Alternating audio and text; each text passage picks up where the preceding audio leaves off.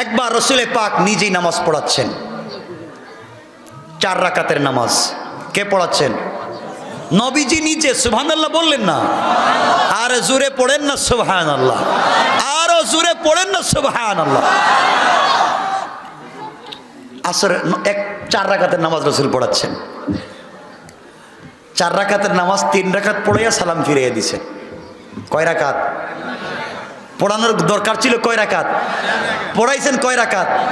ইমামকে বিশ্বনবী। সুবহানাল্লাহ বলেন। আরে ইমাম তো বিশ্বনবী, আর মুসল্লিকে জানেন আবু বকর, ওমর, উসমান, আলী, তালহা, জুবায়ের, জাফর, হানজালা, খালিদ ইবনুল ওয়ালিদ, সমস্ত বিশ্ববিখ্যাত সাহাবীরা রসুলের পিছনে রসুল নামাজ পড়াইছেন 3 রাকাত। এখন তো আমরা হইলে তো মায়ের শুরু হয়ে যেত। নবীজি নামাজ সালাম ফিরাইয়া মুসল্লিদের দিকে তাকাইয়া বসছেন। এখন কে জিজ্ঞাসা করবেন রসুলকে, ইয়া রাসূলুল্লাহ নামাজ 3 রাকাত পড়লেন কেন? জবাব দেন। কে বলতেছে না। আবু বকর আস্তে আস্তে ওমরের হাত ধরলেন। ভাই ওমর, তুমি কি আসো? কাশি তো। নামাজ কয় রাকাত হইছে? আমি জানি না। জানো না কেন? নবীজি কয় রাকাত পড়ছে? আমি জানি না, আমি বুঝছি 3 রাকাত, কিন্তু আমি বলতে পারুম না।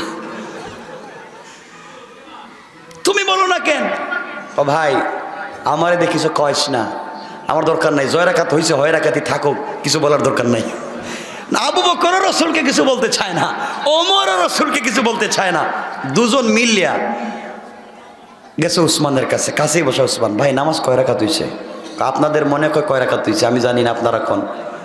আমরা দুইজন বলতেছি নামাজ হয়েছে 3 রাকাত। আমিও জানি নামাজ হয়েছে 3 রাকাত।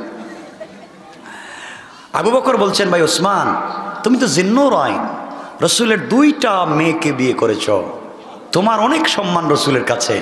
আমাদেরকে রসুল দেখলে যতটুকু ইজ্জত করেন, তোমাকে দেখলে 100 গুণ বেশি করেন। সুবহানাল্লাহ বললেন না?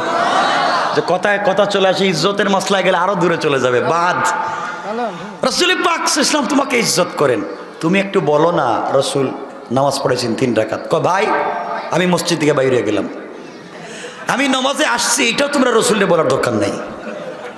নামাজ 3 রাকাত হোক আর 5 রাকাত হোক, আমি কিচ্ছু জানি না। দরকার হলে সারা জিন্দগি 3 রাকাত পড়ুন, কিন্তু রসুলকে কিছু জেগাইতে পারুন না। সুবহানাল্লাহ বললেন না? কি সম্মান, কি ইজ্জত! ওমর বলতেছে, ভাই উসমান রাগ করিস না, আমরা 3 জন হইছি তো, এখন দেখি আলী আসেনি। পিছন দিকে তাকায় দেখেন আলী তো বাইটটা খাটো ছিলেন, খাটো, পিছনে বসে আছে। আলীর যে গেলেন, কিও নামাজ কয় রাকাত হইছে? হইছে তো 3 রাকাত। কিছু কইবা? তোমরা 3 জন কি করো? আমরা শিখাও কেন? তোমরা 3 জনে কি করো? 2 জন রসুলের শ্বশুর, ডাইরেক্ট শ্বশুর, আর একজন তো 2 মেয়ের জামাই, আমার চাইতে তো বহুত বড়। 3 জনে বলো না কেন? এই কথা বলার পর উসমান আস্তে আস্তে মসজিদে বাইরে গেছে গা। আমার দরকার নেই, মায়েরা খাইলে তোমরা খাও, ভেজাল হইলে তোমাদের, আমি কিছুতে নেই। আস্তে করে বাইরে গেছে। ওমর কথা, আমিও যাওয়ার দরকার, থাইকে লাভ নাই। 4 জন একত্রিত হয়েছে। 4 জন একত্রিত হয়ে চিন্তা করতেছে, রসুল তো 3 রাকাত পড়েছেন, এটা ঠিক, কিন্তু জিজ্ঞাসা করা লাগবে 3 রাকাত কেন পড়েছেন। রসুলকে কেমনে জিজ্ঞাসা করা যায়? 4 জন মিলে হজরতে বেলালকে ডাকছে, বেলালের দিকে আসো না। বেলালকে কি হয়েছে? আজকে একামত দিছে কে? বেলাল কত? আমি দিছি। রসুলের নামাজ পড়েছে কয় রাকাত? 3 রাকাত। কত এলে তুমি পিছন দিক থেকে বললা না নামাজ 3 রাকাত হয়েছে? আমি কেন বলবো? আমি ডাইনে বামে দেখতেছি ওমর আবু বকর বসে আছে, তোমরা করলা কি? তোমরা থাকতে আমি জিজ্ঞাসা করতে যাব কেন? আমার বিপদে ফেলাইও না, আমি গরিব মানুষ, এখানে মুয়াজ্জিনি করে থাকি। তোমরা আবার কোনটা বলবো আমার চাকরি যাইব। তোমরা যা মন চায় করো। 4 জন মিলে বলতেছে, বেলাল তোমাকে রসুল শুধু ভালোবাসেন না, রসুল বলছেন জান্নাতে গেলে জান্নাতে যেই গুড়ার পিঠে রসুল থাকবেন ঢুকার সময়, এর লাগাম থাকবে তুমি বেলালের হাতে। রসুল মেরাজে গিয়া বেলাল তোমার পায়ের আওয়াজ জান্নাতুল ফিরদাউসে শুনেছেন। তুমি বলো না নামাজ কয় রাকাত হইছে, আমরা পিছনে আছি। বেলাল কয়, আমি বললে যদি কোনো অসুবিধা হয় আমি বইলা দিব, তোমরা 4 জন আমারে পাঠাইছো। যদি রসুল কিছু আমারে বলেন, আমি বলবো, ইয়া রাসূলুল্লাহ আমি কিচ্ছু জানি না, এই 4 জন বুদ্ধি দিয়ে আমার পাঠাইছে। কি সুন্দর ভালোবাসা! রাসূল পাক ইসলামের কাছে বেলাল গেলেন, সালাম দিয়েছে, সামনেই তো বসা, সালাম দিয়ে মুসাফা করছে। রাসূল বলেন, বেলাল কি তোমরা শুধু কানাঘুষা করো, কিছু বললে তো বলতে পারো। ইয়া রাসূলুল্লাহ আপনি ভালো আছেন? ভালো তো আছি, দেখতেছো না ইমামতি করতেছি, ভালো আছি, কি বললাম বলতে চাও বলো। ইয়া রাসূলুল্লাহ বলতে চাই। দেখেন কি জিগায়, বলতে পারতো আপনি হুজুর নামাজ 3 রাকাত পড়েছেন, 4 রাকাত পড়েন নাই, এটা বলতে পারে না? এটাই তো। এই কথাটা না বলে হযরতে বেলাল বলতেছেন, হাদিসের ইবারত বলতেছি, হযরতে বেলাল বলতেছেন, ইয়া রাসূলুল্লাহ আকুসিরাতিস সালাতু আম নাসিতা ইয়া রাসূলুল্লাহ।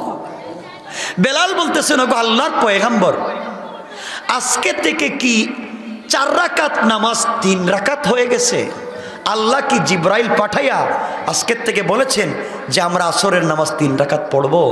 না আম নাসিতা ইয়া রাসূলুল্লাহ, না আল্লাহ আপনাকে ভুলাইয়া দিয়েছেন? সুবহানাল্লাহ বললেন না?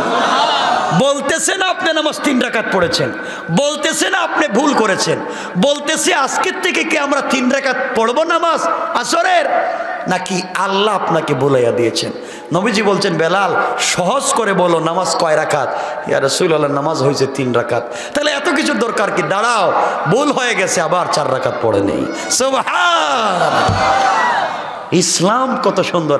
আমরা তো লাঠিটা লো, ইমাম গেছিল কই আজকে, এটা খবর লো দরকার, 3 রাকাত পড়লো কে? মারামারি। কত সুন্দর ভালোবাসা, কত সুন্দর ইসলাম। রাসূল পাক একদিন ঘরে শুয়ে আছেন, এভাবে শুয়ে আছে, হাঁটু থেকে নাভি পর্যন্ত কাপড় দিয়ে ঢাকা, ঘরের ভিতরে কেউ নাই, নবীজি, নবীজির স্ত্রীরা, আমাদের মায়েরা, হাঁটু থেকে নাভি পর্যন্ত ঢাকা। এমন সময় ঘরে নক করেছেন, কে? ইয়া রাসূলুল্লাহ আমি আবু বকর। আসো। দরজা খোলা।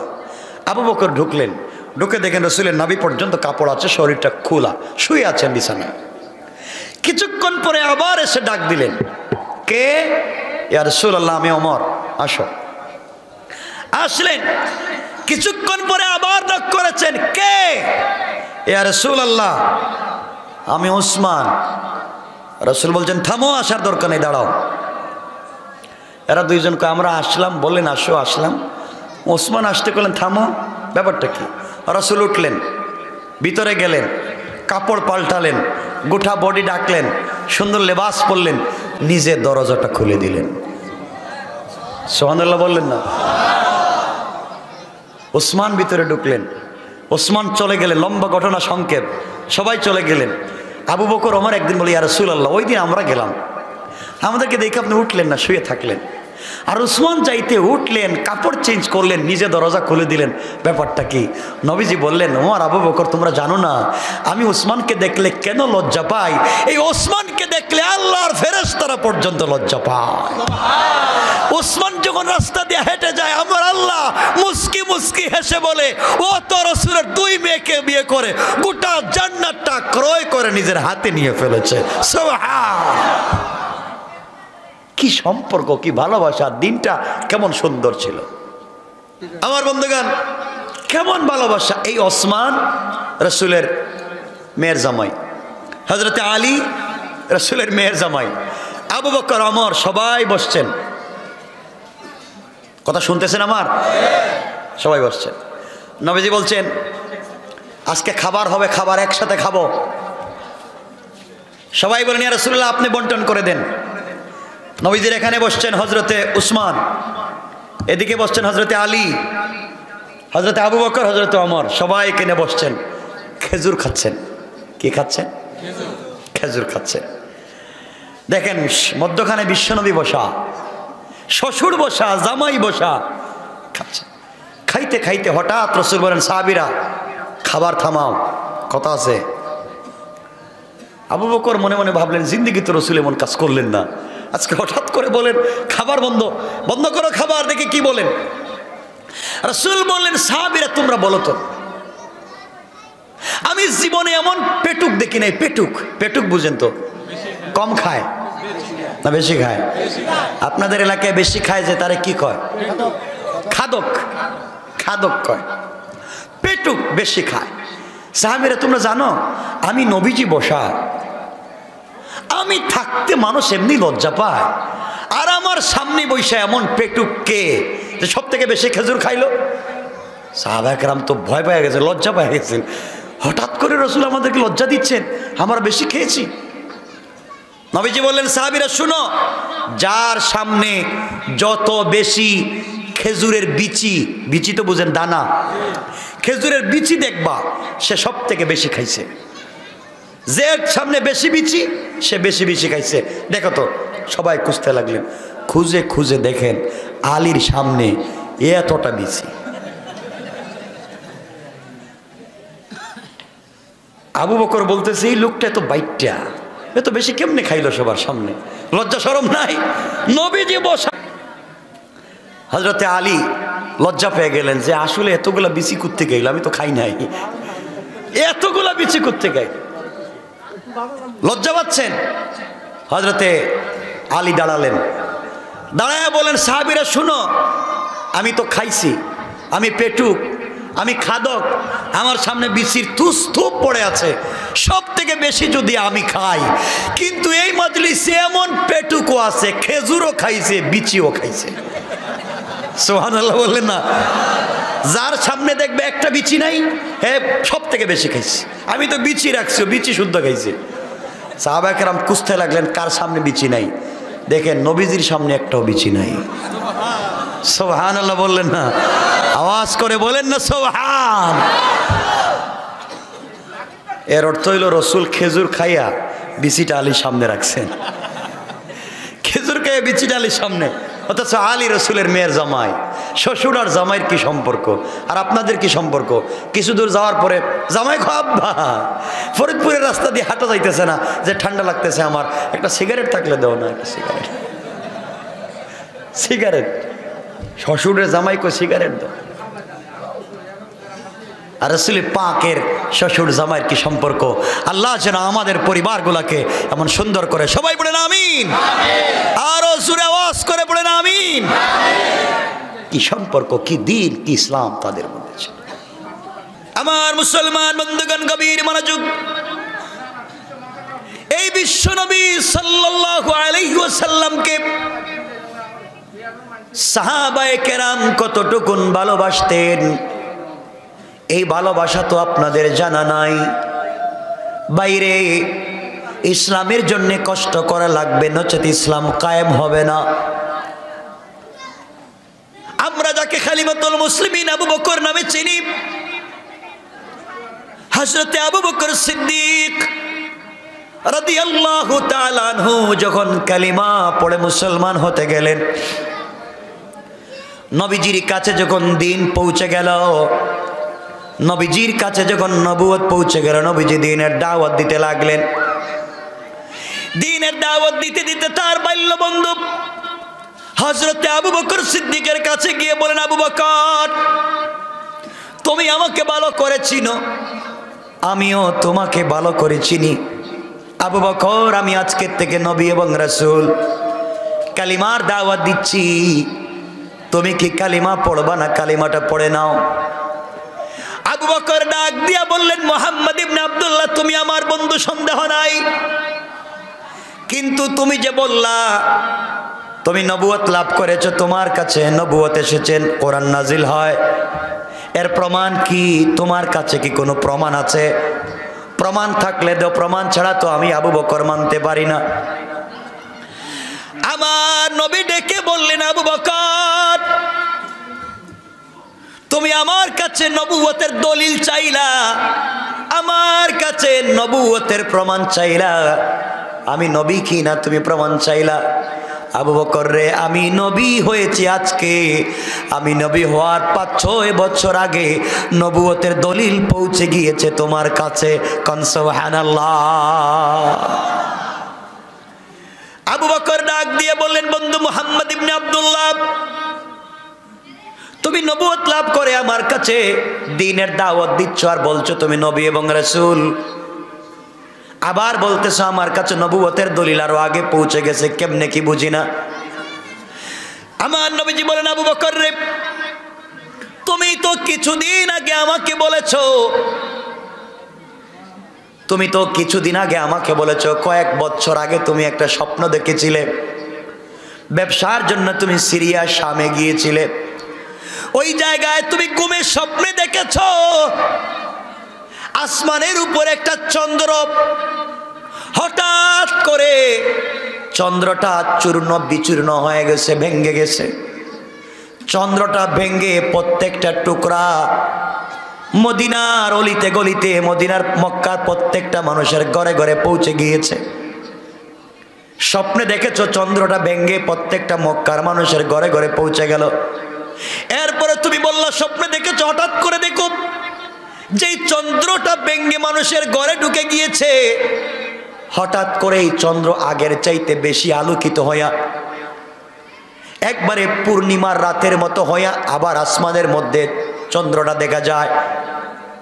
আগের চাইতে কোটি গুণ বেশি আলোকিত যখন হয়ে গেছিল চন্দ্রটা, তুমি আবার দেখেছো এই চন্দ্রটা ডাইরেক্ট দৌড় দিয়ে তোমার ঘরের ভিতরে ঢুকে পড়েছে।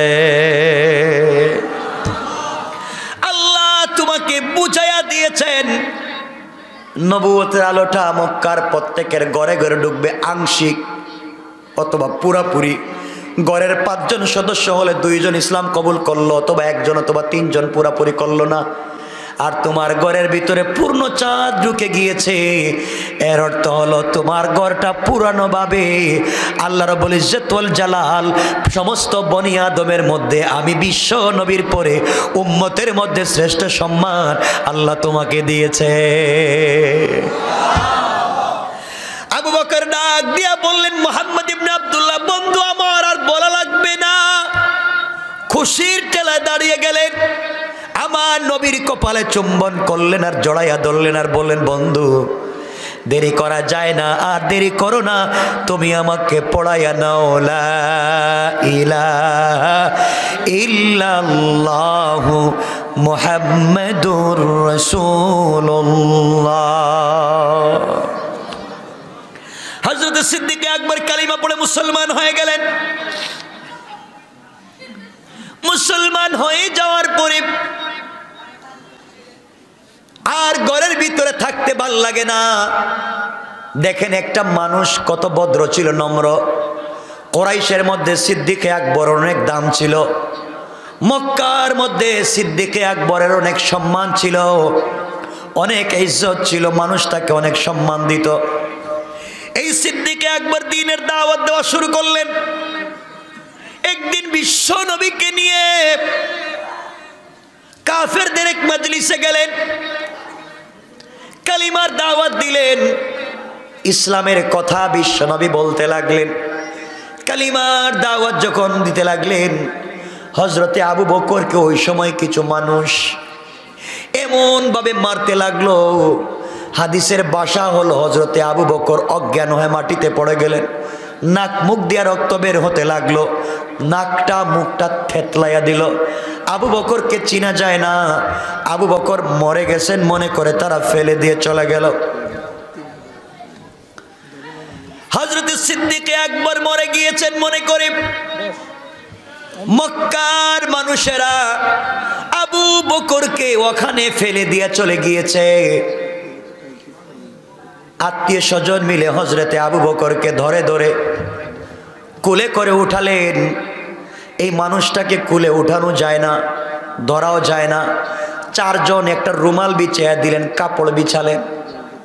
হযরতে আবু বকর কালিমা পড়বার অপরাধে মানুষে তো মারলো, কাপড়ের মধ্যে শোয়া 4 জন কাপড়ের চারদিকে ধরলেন। এইভাবে একটা ভদ্র মানুষকে, সম্মানী মানুষকে মানুষ পিটালো কালিমার অপরাধে। হযরতে আবু বকরকে 4 জন কাপড়ের চারদিকে ধরলো, বাড়িতে নিয়ে এসেছে।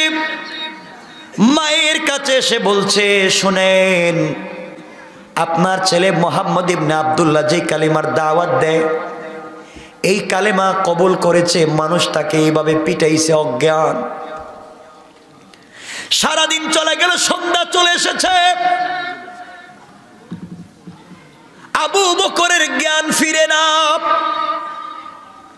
আবু বকরের গোষ্ঠীর মানুষ গিয়ে বলছে, শোনো আবু বকর যদি মরে যায়, সে ধর্ম পরিবর্তন করে ইসলাম কবুল করেছে, তোমরা এভাবে মারতে পারো না। একটা মানুষকে এত মাগাত করা যায় না। তোমরা এত মাইর দিছো, যদি আবু বকর মরে যায় প্রতিশোধ নেব। এইভাবে সারাদিন চলে গেল। আবু বকরের নাক মুখ থেকে রক্ত যেতে যেতে আর জ্ঞান ফিরে না। মা কান্না করে বলেন, আমার একটা মাত্র ছেলে রে, কে মারলো? এমন মাইর দিছে, আমার বাচ্চাটা তো আর বাঁচবে না, মরে যাবে। এভাবে করতে করতে সন্ধ্যার পরে হযরতে আবু বকর একটু একটু নড়াচড়া করেন, চক্ষু খুলে তাকাতে পারেন না, ঠোঁট মুখ ফুলে গেছে, সব থেকে রক্ত বের হচ্ছে।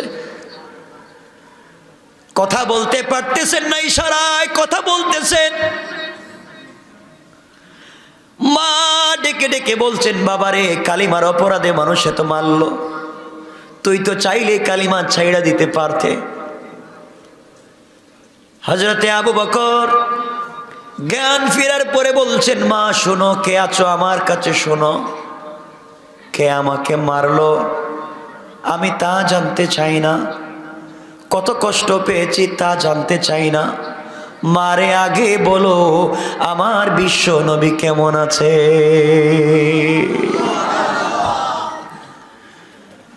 আবু বকরের মা তো পেরেশান, এত আঘাত প্রাপ্ত হওয়ার পরে আমার ছেলে তার নবীকে ভুলে যায় না। মা বলছেন, বাবা মুহাম্মদকে আমি তো চিনি না। তিনি বললেন, মারে, ও যে আবু তালেবের ভাতিজা, আব্দুল মুত্তালিবের নাতি মুহাম্মদ ইবনে আব্দুল্লাহ, আব্দুল্লাহর ছেলে, ওর কাছে আমি যাই, তার কালিমা আমি পড়ছি, এই জন্য মানুষ মারছে। মা, আমি মরে যেতে পারি, সবাই মারতে পারে, কিন্তু আমার বন্ধু যে কালিমার দাওয়াত দিয়েছে, আমি আমার জবানের কলেজায় যে শান্তি পাইছি, সবাই আমাকে 1 কোটি বার মারতে পারে, মরে যেতে পারি রে মা, কিন্তু 1 সেকেন্ডের জন্যে আমি আবু বকর কালিমা ছেড়ে দিতে পারি না।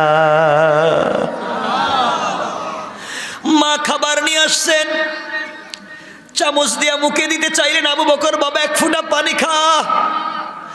আবু বকর ডাক দিয়া বলছেন, মা, আমি আমার আল্লাহর জাতের কসম করে বলছি, যতক্ষণ পর্যন্ত আমি আমার নবীর খবর নিতে না পারবো, আমি আবু বকর 1 ফোঁটা পানিও খাবো না।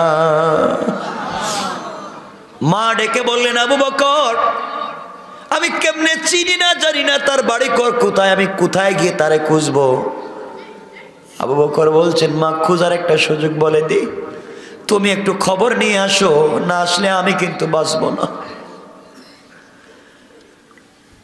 আবু বকর মাকে বলছেন, মা শোনো, এই সামনে গেলে একটা বাড়ি দেখবা, ওই বাড়ি খাত্তাবের মেয়ে, উমরের বোনের বাড়ি, মেয়েটার নাম ফাতেমা, খাত্তাবের মেয়ে। তার কাছে গিয়ে আমার নাম বলবা, সে তোমাকে নবীজির বাড়ি দেখাইয়া দিবে। তুমি যদি আমার খবর নবীজির কাছে না দাও, আর আমি যদি একটা নজর আমি আমার নবীকে না দেখি, আমি মরে গেলেও কিছু খাবো না। কেমন ভালোবাসা বিশ্ব নবীর প্রতি। হযরতে আবু বকর সিদ্দিকের মা কষ্ট করে, বুড়ি মানুষ, চলে গেলেন খাত্তাবের মেয়ে ওমরের বোন ফাতেমার বাড়িতে, দরজায় নক করলেন, দরজা খুলে দিয়েছে। তিনি বললেন, মারে, আমি আবু বকরের মা, আমার ছেলেটাকে কে বা কারা মারছে কালিমা পড়ার অপরাধে, মুহাম্মদ ইবনে আব্দুল্লাহর বাড়ি কোথায় আমাকে দেখাইয়া দাও। খাত্তাবের মেয়ে ফাতেমা আর হযরতে ওমরের বোন ফাতেমা বলছেন, আমি আবু বকর চিনি না, মুহাম্মদকে চিনি না, জানি না, আমাকে এগুলা বললেন না, আমি কারো নাম জানি না। ওই সময় খাত্তাবের মেয়ে হযরতে ফাতেমা, তিনি তখন মুসলমান ছিলেন, গোপন থাকতে চাইলেন, কারণ চিনেন না, জানেন না, এই মেয়েটা গোয়েন্দা হতে পারে। এমন সময় আবু বকরের মা কান্না করে বলছেন, মা রে, আমার ছেলেটা রক্তক্ষরণ হয়ে মরে যায়, যতক্ষণ পর্যন্ত তার নবীকে না দেখবে, খাবে না, মরে যাবে। এই আবু বকরের মা আমি, তুমি আমাকে চিনো না, জানো না। ফাতেমা বলছেন, মা, আমাকে কি নিয়ে যাওয়া যাবে আবু বকরের কাছে, আমি একটু দেখতে চাই। হযরতে আবু বকরের মা ফাতেমাকে নিয়ে আসলেন আবু বকরের কাছে।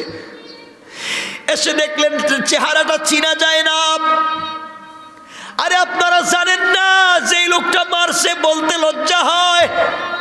কাঠের জুতা পা থেকে খুলে হযরতে আবু বকরের মুখে পিটাইছে। শুধু কালিমা পড়ার অপরাধে মুখটা থেতলে দিয়েছে, কালিমা ছেড়ে দেন নাই। এই আবু বকরকে ফাতেমা দেখলেন। আবু বকর ঠোঁট নাড়াইয়া কথা বলে বলছেন, বোন বল নবীজি কেমন আছেন? হযরতে ফাতেমা বলছেন, আবু বকর শান্ত হ, নবীজি ভালো আছেন, তুমি কিছু খাও। আবু বকর বলছেন, আমি কসম করেছি আমার আল্লাহর জাতে পাকের, নবীজিকে না দেখা পর্যন্ত আমি কিছু খাবো না। গভীর রাত্রি আবু বকরের মা আর খাত্তাবের মেয়ে ধরে ধরে দুইজনের কাঁধের উপরে ভর দিয়ে দিয়ে হযরতে আবু বকর বিশ্ব নবীর কাছে যখন চলে গিয়েছেন, নবীজি আবু বকরকে যখন দেখলেন চেহারাটা চিনা যায় না, রক্তে লাল। আমার নবী আবু বকরকে জড়াইয়া কাঁদলেন আর ডেকে বললেন, আল্লাহ, যে আবু বকর কালিমার জন্য আজকে রক্তে লাল হয়ে গেছে, আল্লাহ দুনিয়ায় আবু বকরকে বন্ধু বানাইছি, আমার আবু বকরকে তুমি কবরে বন্ধু বানাইও, জান্নাতে একটা বন্ধু লাগবে, আমার আবু বকরকে জান্নাতে বন্ধু বানাইও। ভালোবাসা কার নাম? দিন কার নাম? ইসলাম এমনি এমনি আসে নাই। নবীজি আবু বকরকে জড়াইয়া ধরলেন আর বললেন, ইয়া রাসূলুল্লাহ, এই যে আমার মা বুড়ি মানুষ, কালিমা পড়ে নাই, এরপরেও তো আমাকে অনেক শুশ্রূষা করেছে, আপনি আমার মায়ের জন্য একটু দোয়া করেন না কেন? আল্লাহ যেন আমার মাকেও জান্নাতি বানায়, কালিমা যেন পড়ে। নবীজি কে ছিলেন? শোনো মুসলমান, শোনো। নবীজি ওযু করলেন, হযরতে আবু বকরকে শোয়ালেন, খাত্তাবের মেয়ে ফাতেমা বসা। বিশ্ব নবী ইশারা করে চোখ দিয়ে হযরতে আবু বকরের মায়ের চেহারার দিকে তাকালেন। তাকানোর 1 মিনিট শেষ হয় নাই, আবু বকরের মা লাফ দিয়ে দাঁড়ায় উঠে বললেন, ইয়া রাসূলুল্লাহ, আর দেরি কইরেন না, আপনি আমার দিকে তাকাইছেন, আমার ভয় ঢুকে গেছে, এই মুহূর্তে আপনি আমাকে আমার ছেলের মতো কালিমা পড়াইয়া মুসলমান বানাইয়া দেয়। মুসলমান হয়ে গেলেন। মুসলমান হয়ে গেলেন। রাসূলের দোয়ার তো অনেক স্পিড, অনেক পাওয়ার। আপনারা অনেক ঘটনা জানেন, রাসূলের দোয়ার যে কত স্পিড, এগুলা বলতে গেলেই তো রাত্র শেষ হয়ে যাবে 11:15। এজন্য লম্বা করবো না আমার বন্ধুগণ। মা তুমি জানো না তো, আগে বিকালবেলা খেলতে যাইতাম, বন্ধুদের সঙ্গে মাঠে খেলতে যাইতাম, এখন আমি কিন্তু খেলতে যাই না। কই যাও? একজন বন্ধু পাইছি, তার নাম মোহাম্মদ ইবনে আব্দুল্লাহ, ওর চেহারার দিকে তাকাইলে মা আমার পেটের ক্ষুধা দূর হয়ে যায়। আরে সুবহানাল্লাহ, জোরে পড়েন না সুবহানাল্লাহ।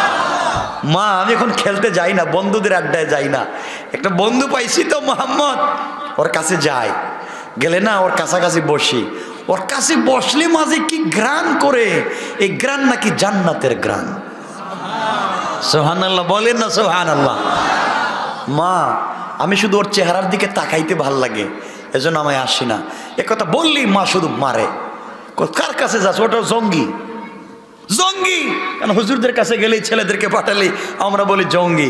হযরত আবু হুরায়রা মাও বলছেন, জঙ্গি যাইস না, ওর কাছে গেলেই কালিমার দাওয়াত দিব, আমার কাছ থেকে দূরে সরায় নিব, যাইস না।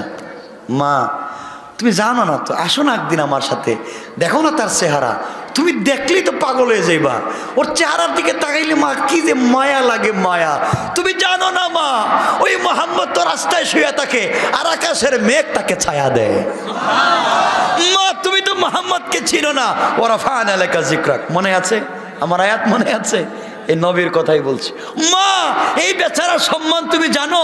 ও যদি বৈশা থাকে কোথাও, বড় বড় সাপ এসে ওর মাথায় ছায়া দেয়। রাস্তা কোন সুবহানাল্লাহ। মা তুই মোহাম্মদকে চিনো?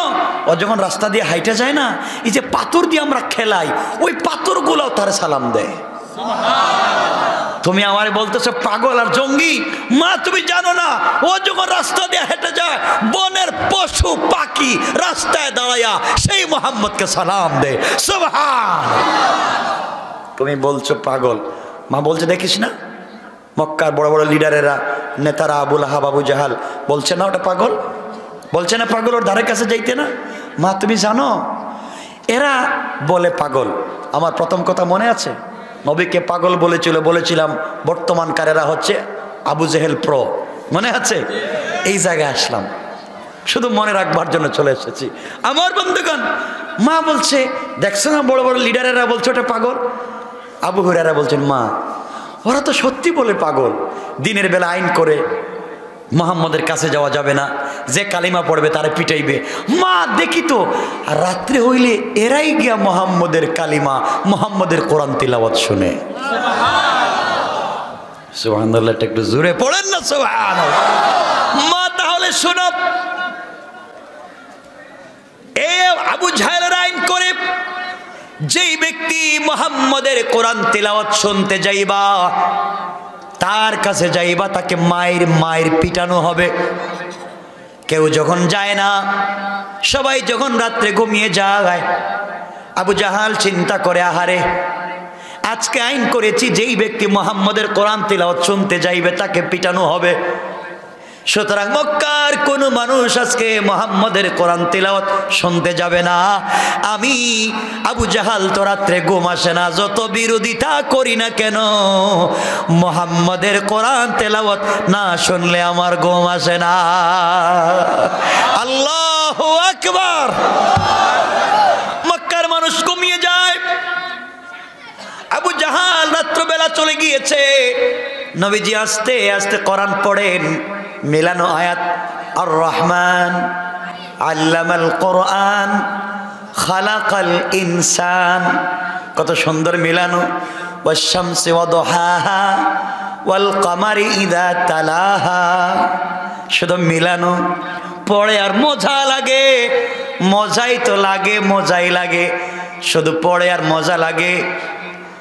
শুনে আবু জাহাল মনে করতেছে আমি আজকে সারা রাত্র মজা করে কোরআন শুনবো, কারণ আমি তো আইন করছি আজকে কেউ আসবে না।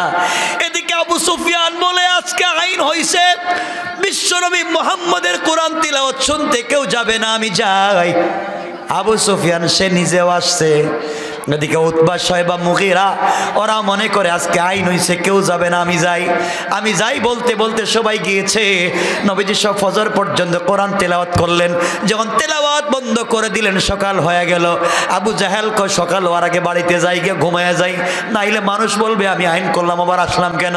আবু জাহেল যখন বাইর হইছে, আবু সুফিয়ানও বাইর হইছে। রাস্তায় গিয়ে একজনের পায়ের সঙ্গে আরেকজনের ধাক্কা, কয় তুই কে? কয় তুই কে? আমি তো আবু জাহাল। তুই কে? আমি আবু সুফিয়ান। কে নাইছস? তুই কে নাইছস? ক সুবহানাল্লাহ বললেন না? আল্লাহু আকবার বলেন না? আল্লাহু আকবার। কোরআনের আকর্ষণ, কোরআনের আকর্ষণ, কোরআন তেলাওয়াতের মজা, মুআজিজা। মুগীরা কয় তুই কেন? আমি কেন মানে তোমরা কেন আইছো? সবাই বসে কয় আমরাই তো আইন করছি। আসলি মায়ের, আমরাই তো আইন ভঙ্গ করতেছি। আবু জাহেল কয় ভাই যতই আইন করি আমার ভাল লাগে না, রাত্রে ঘুমিয়ে আসেন, ওর কোরআন শুনতেই হয়। আবু সুফিয়ান কয় আমারই তো একই বেমার। আবুল আহাব কয় আমারই তো একই সমস্যা, ওর কোরআন তেলাওয়াত শোনা লাগে। আবু সুফিয়ান বলছে বন্ধু আরেকটু কঠিন আইন করো। আবার সংসদ বসেছে। আজকের আইন কি? আজকের আইন হলো আগামীকালকে থেকে কেউ যদি মুহাম্মদের কোরআন তিলাওয়াত শুনতে যায় তার মৃত্যুদণ্ড। Thank you. মৃত্যুদণ্ডের আইন গোটা মক্কায় ঘোষণা, কোরআন শুনলেই মৃত্যুদণ্ড। আর কেউ যাবে?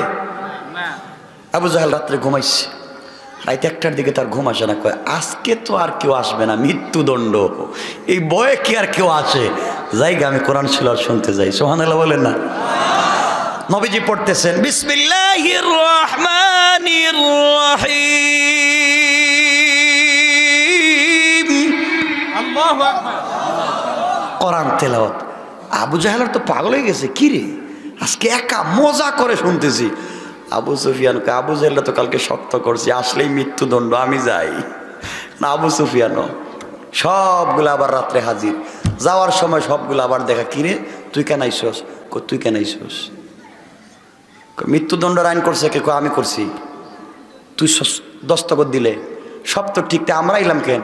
দোস্ত আর যাই করো, এর বন্ধ করা যাবে না। আমরা যত আইন করি আমরাই এখন দেখতেছি পারি না। আগামীকালকের থেকে কি করা যায়? আগামীকালকে আর কি করবেন? প্রতিদিন আইন করবেন, কিন্তু আইনে কাজ হবে না। কোরআন দিয়েছেন কে? জোরে বলেন কে? আল্লাহ বলছেন এটা তো মুআজিজা। শোনেন, আমার আলোচনার প্রথমেই বলেছিলাম কোরআন একটা চুম্বক, মনে আছে শব্দ? এই চুম্বকের জায়গায় আসলাম, খালি আকর্ষণ করে সারাদিন রসুলে গালি দে, কিন্তু রাত্রে আকর্ষণ করে। হযরত আবু হুরায়রা বলছেন, মা আপনি বলছেন আবু জাহিলের কথা, এগুলো সারাদিন গালি দে, রাত্রে কোরআন শুনতে যায়। সুবহানাল্লাহ বললেন না? তো আমার আপনি বাধা দিচ্ছেন কেন? আমারই তো ভালো লাগে না। মা আমি এখানে বসে থাকি না, তো যখন দেখি আমার এই বন্ধু মোহাম্মদ যখন মুস্কি হাসে না, আমি একদিন মাগরিবের পরে বসে আছি মোহাম্মদের কাছে, ও মুস্কি হাসতেছে। মা আপনি জানেন না, ওর মুস্কি হাসি তোর একটা দাঁত বাহির হইছে, দাঁত বাহির হওয়ার সাথে সাথে গোটা এলাকা, গোটা গড় আলোকিত হয়ে গেছে। মা দেখলি ভাল লাগে, তুমি আসো না। মা আরো মারে। হয়তো আবু হুরায়রা ছোট মানুষ, মায়ের খাইতে খাইতে আম্মা তুমি যা মারতে পারো মারো, কিন্তু আমি মোহাম্মদের ছাড়তে পারো না। সুবহানাল্লাহ বললেন না? যুবক তোমাকে বলছি, তোমাকে মারবে, টাকনোর উপরে প্যান্ট পরলে গালি দিবে, দাড়ি রাখলে গালি দিবে, টুপি পরলে গালি দিবে, 5 ওয়াক্ত নামাজ পড়লে গালি দিবে। তো তোমার কি হয়েছে? তুমি পাগল হয়ে যাও রাসূলের, তুমি পাগল হয়ে যাও আল্লাহর। আল্লাহ বলেছে তুই আমার পাগল হয়ে যা, আমি 2 হাতে তোকে জান্নাত পর্যন্ত পৌঁছায়া দেব। আমার মুসলমান বন্ধুগণ, গভীর মনোযোগ। এক মহিলার যমজ 2টা বাচ্চা হয়েছে। যমজ 2টা বাচ্চা পৃথিবীতে জন্ম নিয়েছে। প্রথমে যেই বাচ্চাটা দুনিয়ায় জন্ম নিল, এই বাচ্চাটার 2টা হাত আছে, 2টা পা আছে, চক্ষু আছে, মুখ আছে, সব আছে, সুন্দর একটা স্ট্রাকচার, সুন্দর একটা বডি। কিন্তু এই বাচ্চাটা দুনিয়ায় জন্ম নিয়েছে মরা, মৃত।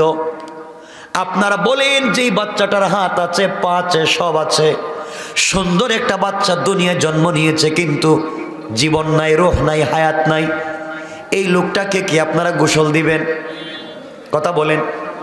গোসলের প্রয়োজন নাই, জানাজার প্রয়োজন নাই, কারণ পৃথিবীর জমিনে সে 1 সেকেন্ডও বাঁচে নাই, ঠিক না? তার সব আছে, হাত আছে, পা আছে, সব আছে, তো 1 মিনিট পৃথিবীতে থাকে নাই, তার জিন্দেগির কোনো দাম নাই। আর 1 সেকেন্ড পরে অথবা 1 মিনিট পরে ওই মহিলা আরেকটা বাচ্চাকে দুনিয়ায় জন্ম দিয়েছে। ওই বাচ্চাটার 2টা হাত নাই, 2টা পা নাই, 2টা চোখ নাই, বিকলাঙ্গ একটা বাচ্চাকে 1 মিনিট পর ওই মা জন্ম দিল। কিন্তু পৃথিবীতে আসার পরে 1 সেকেন্ড কান্না করেছে, অথবা 1 সেকেন্ড নড়াচড়া করেছে, এরপরে মরে গিয়েছে। আপনারা বলেন তো এই বাচ্চাটার গোসল লাগবে নি? কথা বলেন। জানাজা লাগবে নি? লাগবে কেন? হায়াতে জিন্দেগিতে সে 1 সেকেন্ড বেঁচে গেল। হায়াতে জিন্দেগিতে দুনিয়ার জমিনে 1 মিনিট বেঁচে গিয়েছে, তার কি দাম? ভালো করে শুনো, আজকে কি বুঝাতে চাই। আমার বন্ধুগণ, দুনিয়ার জমিনে আপনারা বড় মানুষ মরে গেলে, বড় শিল্পপতি, বড় টাকাওয়ালা, এলাকার গণ্যমান্য ব্যক্তি, বড় আলেম মরে গেলে দুনিয়ার সব মানুষ জানাজায় হাজির হয়ে যায়, যায় কি যায় না? কিন্তু আপনি জানেন না কেন জানাজায় গিয়েছেন। একটা কাজ হয়েছে, যে মরেছে একজন মুসলমানের উপর আরেকজন মুসলমানের 5টা হক, এর মধ্যে একটা হলো তার জানাজায় হাজির হওয়া। এই কাজ হয়তো আপনি করেছেন, আর কিছুই না। আমরা যেই ব্যক্তি মারা গেলেন, বড় আল্লাহর ওলি, বড় শিল্পপতি, এলাকার গণ্যমান্য ব্যক্তি অথবা প্রাপ্তবয়স্ক কোনো যুবক মারা গেল, আমরা জানাজায় যাই কি যাই না? কথা বলেন না কেন? গিয়া কি পড়েন? আপনার দোয়া পড়েন কিনা? দোয়া পড়েন, আল্লাহুম্মা গফির লি হাইয়িনা ওয়া মাইয়িতিনা ওয়া শাহিদিনা ওয়া গায়িবিনা, পড়েন কিনা? এই দোয়া কেন পড়েন আজ পর্যন্ত জানলেন না? আপনারা দোয়ার মধ্যে বলেন, আল্লাহ তাআলা তোমার এক গোলামকে হাত পা বেঁধে তোমার সামনে আমরা কিছু লোক নিয়ে হাজির হইছি, হাত পা বাঁধছি, সাদা কাফন দিয়ে পেঁচাইছি, আয় আল্লাহ এরপরে তোমার সামনে নিয়ে আমরা হাজির হইছি। হাজির হওয়ার পরে দোয়া করতেছি, আল্লাহুম্মা গফির লি হাইয়িনা ওয়া মাইয়িতিনা, দোয়া করতেছে আল্লাহ তাআলা হায়াতে জিন্দেগির মৌতের জিন্দেগির এই লোকটা জীবনে যত গুনাহ করছে তুমি মাফ করো। আয় আল্লাহ তাআলা আমরা তার পক্ষ থেকে আপনার কাছে মাফ চাইলাম, লোকটাকে আপনারা মাফ করেন। আমার বন্ধুগণ, আল্লাহর কাছে আমরা বলছি, কি শুরু করলেন আমি বুঝতে পারতেছি না। আপনারা কথা বললে তো আমি কথা বলতে পারি না, এটা আস্তে কথা বলে, আমি কথা বলতে পারতেছি না তো।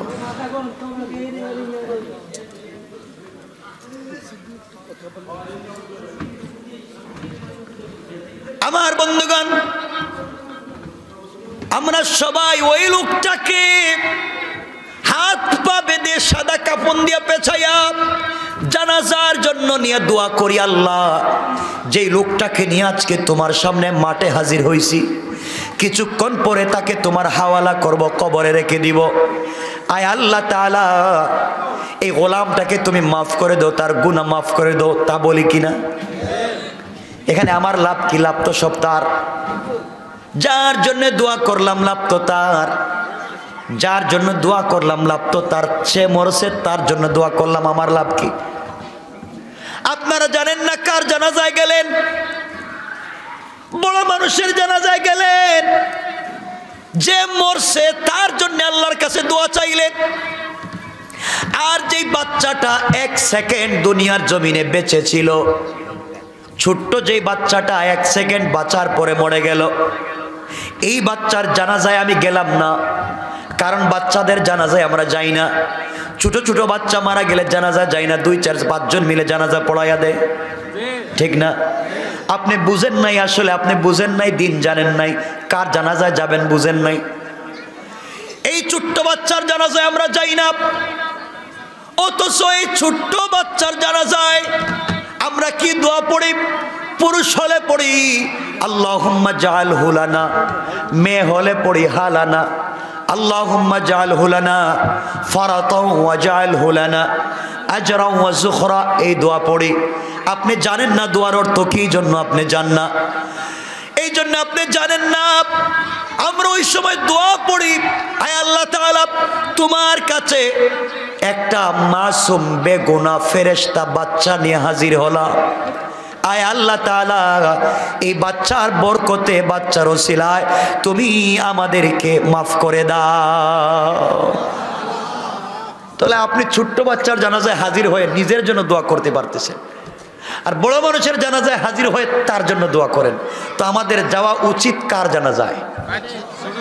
কথা বলেন তো, আপনি যে বুঝেন না এজন্য যান না।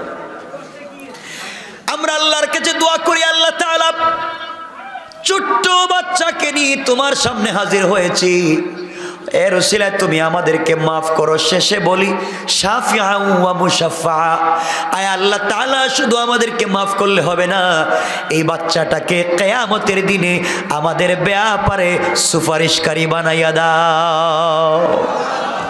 কি দোয়া করলেন আপনি, কিন্তু আপনি জানলেন না যে যাইবেন কোথায় আর গেলেন কোথায়।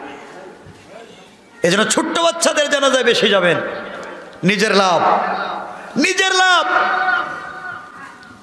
এই বাচ্চাগুলার লাভ কি শুনেন?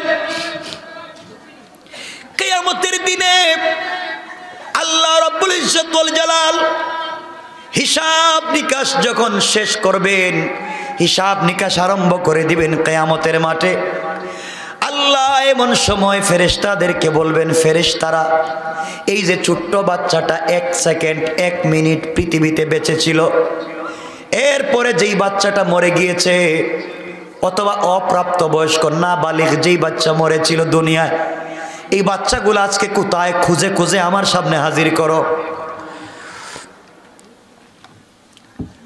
মায়ের ঘর থেকে জন্ম নিয়ে যে বাচ্চা মরে গিয়েছে, এই বাচ্চাগুলাকে আজকে আমার সামনে হাজির করো। ফেরেশতারা মিলে সকল ছোট্ট ছোট্ট বাচ্চাদেরকে আল্লাহর সামনে হাজির করবেন। আল্লাহ বলবেন, বাচ্চারা তোমরা তো মা বাপকে দুনিয়ার জমিনে দেখো নাই, দুনিয়ার আলো বাতাস কিছুই বুঝো নাই, গুনাহ কানা কিছুই করো নাই, ইন্তেকাল করে কবরে আসছো। আজকে কিয়ামতের মাঠে আমি কিছুক্ষণ পরে হিসাব আরম্ভ করব, বিচার আরম্ভ করব। এই বিচার হবে একমাত্র ইনসাফের বিচার। ওই জায়গার মধ্যে কোনো স্যাক্রিফাইস নাই, কনফার্মাইজ নাই। সুতরাং তোমরা শোনো, কিয়ামতের মাঠে দৌড়াদৌড়ি করো না, জান্নাতের সার্টিফিকেট হাতে নাও, আর তোমরা বাচ্চাগুলা জান্নাতের ভিতরে চলে যাও। এই ছোট্ট ছোট্ট বাচ্চা যেগুলা অপ্রাপ্ত বয়স্ক মারা গিয়েছিল, আল্লাহ তাদের কাছে জান্নাতের সার্টিফিকেট দিয়া বলবেন, যাও। বাচ্চাগুলা জান্নাতের কার্ড নিবে, সার্টিফিকেট হাতে নিবে। আল্লাহ রাব্বুল ইজ্জত ওয়াল জালাল বিচার কার্য শুরু করবেন।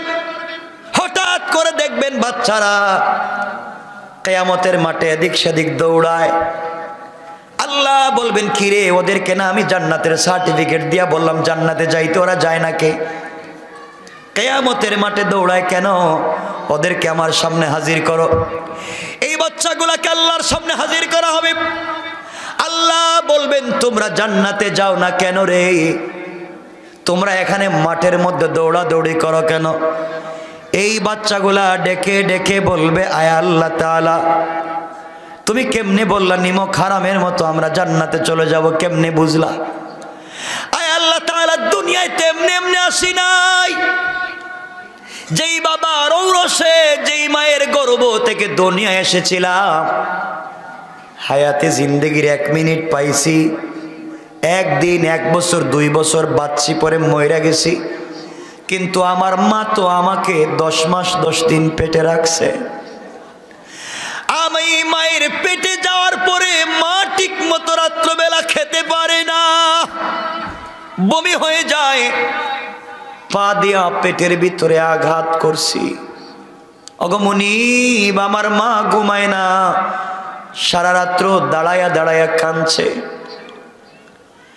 ডেলিভারির সময় কত মা, ডাক্তার যখন বলে এই বাচ্চাকে দুনিয়ায় নিয়ে আসতে হলে বড় বিপদ, যে কোনো একজনকে বাঁচানো যাবে, হয়তো মাকে বাঁচানো যাবে, না হয় বাচ্চা, যে কোনো একজন। কত মা আছেন এমন সময় ডাক্তারকে বলেন, ডাক্তার প্রয়োজনে তুমি আমাকে মেরে ফেলো, আমি বাঁচতে চাই না, আমি যেন মরে যাই। এরপরেও আমার বাচ্চাটাকে দুনিয়ায় তুমি সহি সালামতে নিয়ে আসো। আমায় মরে গেলে আমার কষ্ট নাই, আমার বাচ্চাটা দুনিয়ার জমিনে ভালো থাকুক, মা ছাড়া এই কথাগুলা কেউ বলবে না। অগমনিব, আমার মা আমাকে নিয়ে কত কষ্ট করছে, আমার বাবা আমাকে নিয়ে কত স্বপ্ন দেখছে, কিন্তু আমি দুনিয়ায় বাঁচি নাই। আজকের দিনে আমি কেমনে জান্নাতে চলে যাই? আমি প্রয়োজন বুঝে আপনি আমাদের জান্নাতের সার্টিফিকেট নিয়ে আনেন। আল্লাহ জান্নাত চাই না। যেই মা বাবার কারণে দুনিয়ায় 1 মিনিট বাঁচার কারণে আপনি জান্নাত দিয়েছেন, ওই মা বাপকে জান্নাতে না দিলে আমরা কোনো সময় জান্নাতে যেতে পারি না। আল্লাহ রাব্বুল ইজ্জত ওয়াল জালাল বলবেন, বাচ্চারা শোনো, অভিমান করো না, আমি আল্লাহ কাউকে কিছু দিলে ফিরাইয়া নেই না। সুতরাং যাও যাও, তোমরা খুঁজো কিয়ামতের মাঠের কোথায় তোমাদের মা বাবা আছে, যেখানে মা বাবাকে পাওয়া যায় ওদেরকে খুঁজে খুঁজে তোমরা যাকে মন চায় তাকে সুপারিশ করে জান্নাতে নিয়ে যাও। সুবহানাল্লাহ, ওয়াজ করে পড়েন। এই হচ্ছে ছোট্ট বাচ্চা। আজকে আপনার এই বাচ্চাগুলাকে কদর করতে পারেন না। এই বাচ্চাগুলা, আমার দুঃখ হয়, এই ছোট ছোট বাচ্চারা, বিভিন্ন মসজিদে লেখা আছে গ্রামগঞ্জে যে ছোট ছোট বাচ্চাদেরকে নিয়ে মসজিদে আসবেন না, লেখা থাকেনি? কথা বলেন না কেন? লেখা থাকে বাচ্চারা মসজিদে এসে দুষ্টামি করে, দৌড়াদৌড়ি করে, খেলা করে, নামাজ পড়া যায় না, বাচ্চাদেরকে মসজিদে নিয়ে আসবেন না। কোন মুরব্বী যদি এই কথা বলে একটা থাপ্পড় দিবেন, দাঁত যেন 32টা পড়ে যায় একসাথে। এটা নামাজ পড়া শিখছেন আপনি মসজিদে? মসজিদে লেখা দিবেন যার ঘরে জয়টা বাচ্চাতে সবগুলোর নিয়ে মসজিদে আসেন। বাচ্চারা মসজিদে এসে খেলবে, দুষ্টামি করবে, ওরা এসে মসজিদের গ্লাস ভেঙে দিবে। এটা বাচ্চাদের সৌন্দর্য। জান্নাতের ভিতরে বাচ্চারা অভাবে খেলাবে। সুবহানাল্লাহ খান। বাচ্চাদেরকে মসজিদে আসতে নিষেধ করেন আপনি কে? বাচ্চারা মসজিদে আসবে, দুষ্টামি করবে। আজকের বাচ্চা আগামী দিনের যুবক। আজকে যদি ওরা নামাজি হয়, আজকে যদি ওরা মসজিদে আসা শিখে, আগামীর যুবক তারা 5 ওয়াক্ত নামাজি হবে। ঠিক কিনা বলেন? এই জন্য বাচ্চাগুলোকে মসজিদে নিয়ে যাবেন তো, না বাসা রেখে যাবেন? বাচ্চা চাই মসজিদে যাইতে, বাবা কয় দরকার নাই। এই জন্য মসজিদে সাইনবোর্ড লাগাই দিবেন যে যার যতটা বাচ্চা আছে ওগুলারে নিয়ে মসজিদে আসেন। বাচ্চা রাইকে আসবেন না, বাচ্চা নিয়ে যাবেন। আমার আরেকটা দুঃখের কথা হচ্ছে ফতোয়ার কিতাবে লেখা যে কি করে, যে এখানে বাবা দাঁড়াইছে, এখানে বাচ্চা কো বাবা পিছনে যাও, পিছনে যাও, এখানে তোমার না। থাপড়াইতে নামাজ শিখাইয়া দিত। নামাজ শিখছো না তুমি? আরে তুমি যে মসজিদে এসে নামাজ পড়তেছো, তোমার নামাজ তো একদিন কবুল না হতে পারে। আল্লাহ বলতে পারেন ফাওয়াইলুল লিল মুসাল্লিন, যা তোর নামাজ নে, তোর কপালে দিলাম। তোমার নামাজ তো কবুল হবে এই বাচ্চার কারণে। কথা বলেন না কেন? বাচ্চার কারণে তোমার নামাজ কবুল। এজন্য বাচ্চাগুলোকে মসজিদে নিয়ে যাবেন। ওরা দুষ্টামি করুক, ওরা দৌড়াদৌড়ি করবে, ওরা কান্দের উপরে উঠবে, পাঞ্জাবি ধরে টানবে, নামাজের সামন দিয়ে হাঁটবে না। বাচ্চাদের সৌন্দর্য আল্লাহ এগুলা দেখে মুস্কি হাসেন। সুবহানাল্লাহ খান। আপনারা বাচ্চাদেরকে দৌড় বিদায় করে দেন। এর জন্য বাচ্চাকে মসজিদে আনবেন তো ইনশাল্লাহ। কথায় কথা চলে আসলো, তাহলে বলি রসুলের সময় কি বাচ্চারা মসজিদে যাইতো কিনা? রাসূল পাক সাল্লাল্লাহু আলাইহি ওয়াসাল্লাম খুতবা দিচ্ছেন, জুমার খুতবা। জুমার কিসের খুতবা? জুমার খুতবা দিচ্ছেন। তার কলিজার টুকরা 2টা নাতি হাসান আর হুসাইন মসজিদে আসছে সবার শেষে। পিচ্ছি পিচ্ছি তো আয়সা মসজিদের বাইরে দাঁড়ায় আছে, ভিতরে আসতে পারে না, সব ভরা।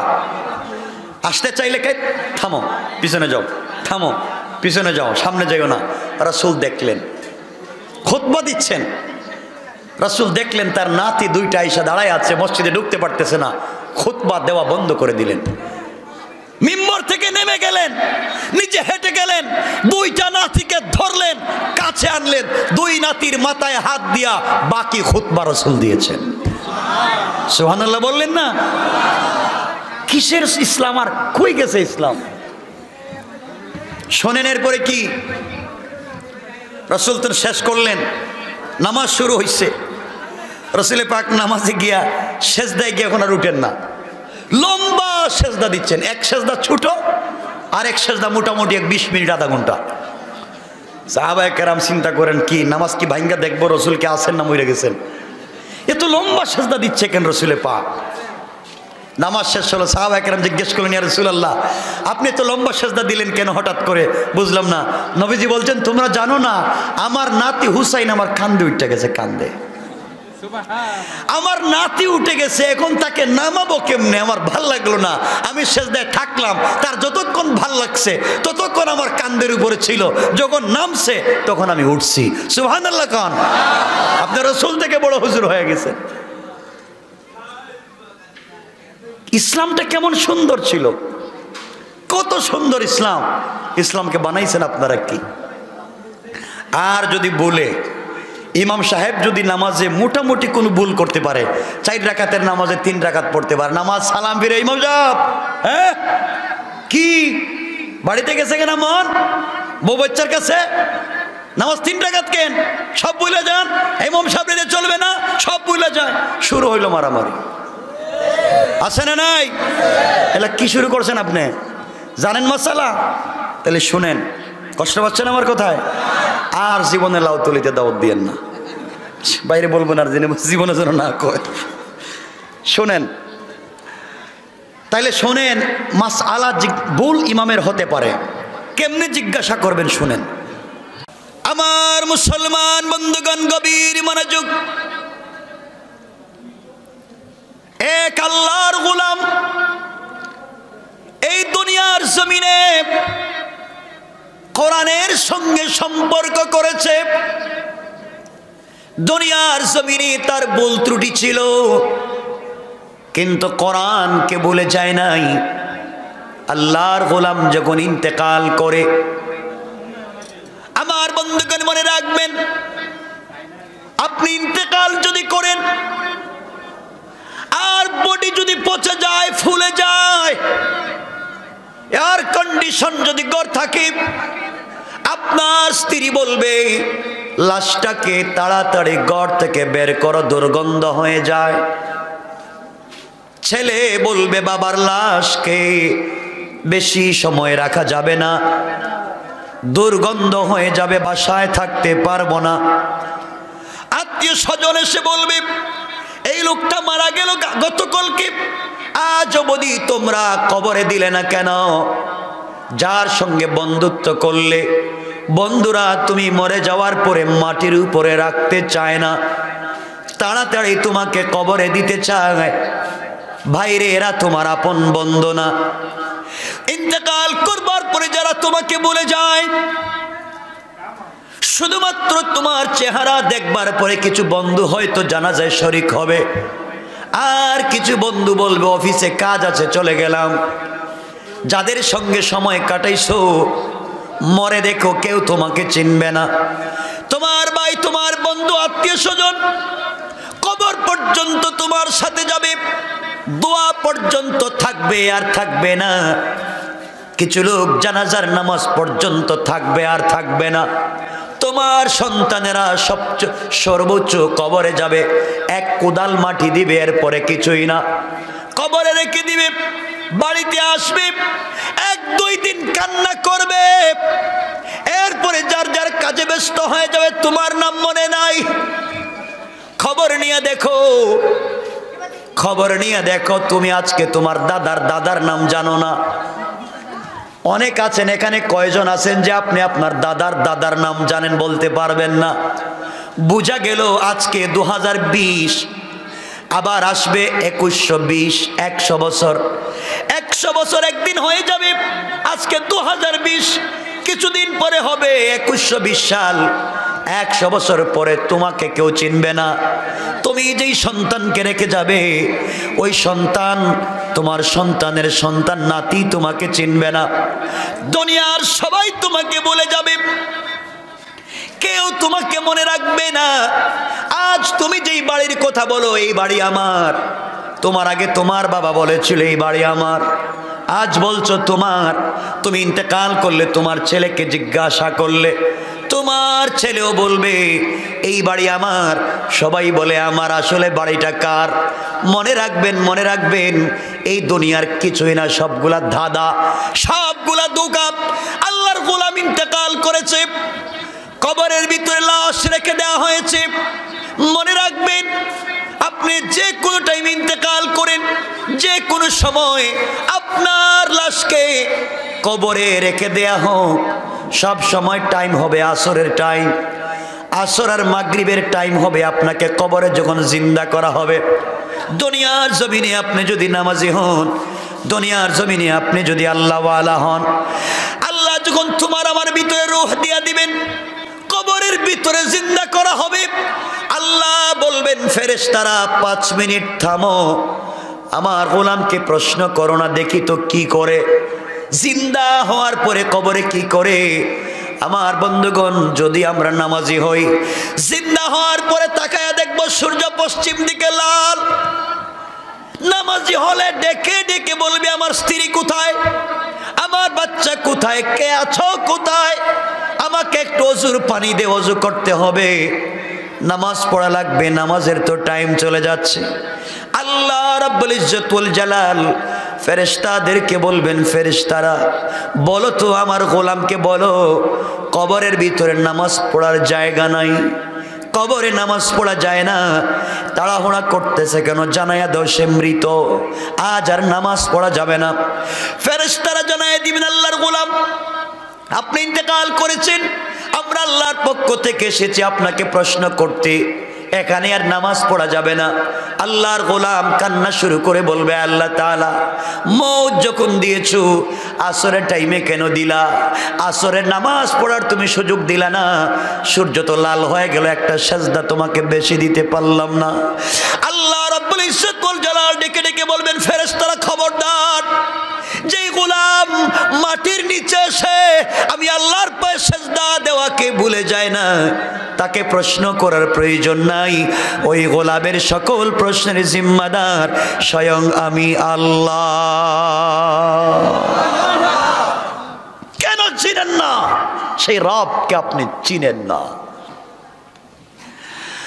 আর যদি এই লোকটা বেনামাজি হয়, কবরের ভিতরে রাখবার পরে জানেন না রে ভাই, এই বডিকে ভালো রাখবার জন্য কত ক্রিম ইউজ করেন, অলিভ অয়েল দেন, ভেভু অয়েল দেন, ভ্যাসলিন দেন, কত ধরনের ক্রিম, লোশন, পাউডার ইউজ করেন। কিন্তু আপনি জানেন না, মরে দেখেন 3 দিন আপনার লাশ রাখলেই শরীর থেকে পোকা বের হবে। আপনার নাকে দিয়া পোকা ঢুকবে, আপনার কানে দিয়া পোকা ঢুকবে, আপনার এই সুন্দর ফেস, সুন্দর ঠোঁট আর থাকবে না, বডি সুন্দর থাকবে না, সব নষ্ট হয়ে যাবে। কার জন্য আপনি সময় নষ্ট করতেছেন? কবরের ভিতর আল্লাহর গোলামকে রাখবার পরে 70টা সাপ হা করে আল্লাহর গোলামের দিকে তাকায় আছে, খেয়ে ফেলবে। ও ভাই মনে রাখো, সাপ বিচ্ছুগুলা, কীড়াগুলা লাশটাকে ঘিরে ধরেছে। যুবক পাগল হয়ে গেছে, কি ব্যাপার? আমার শরীরের সারা বডিতে দেখি যাই পোকা হয়ে গেছে, সাপ দাঁড়ায় আছে। আল্লাহ 2 জন ফেরেশতা লোহার মুগুর হাতে দিয়ে রাখবেন। ওরা কানে শুনে না, কানে শুনে না, শুধু পিটাবে। আরো 2 জন ফেরেশতা দিবেন, ওরা চোখে দেখে না, শুধু মারবে। আরো 2 জন ফেরেশতা আল্লাহ দিবেন, যারা কথা বলতে পারে না, বুঝাইলে বুঝে না।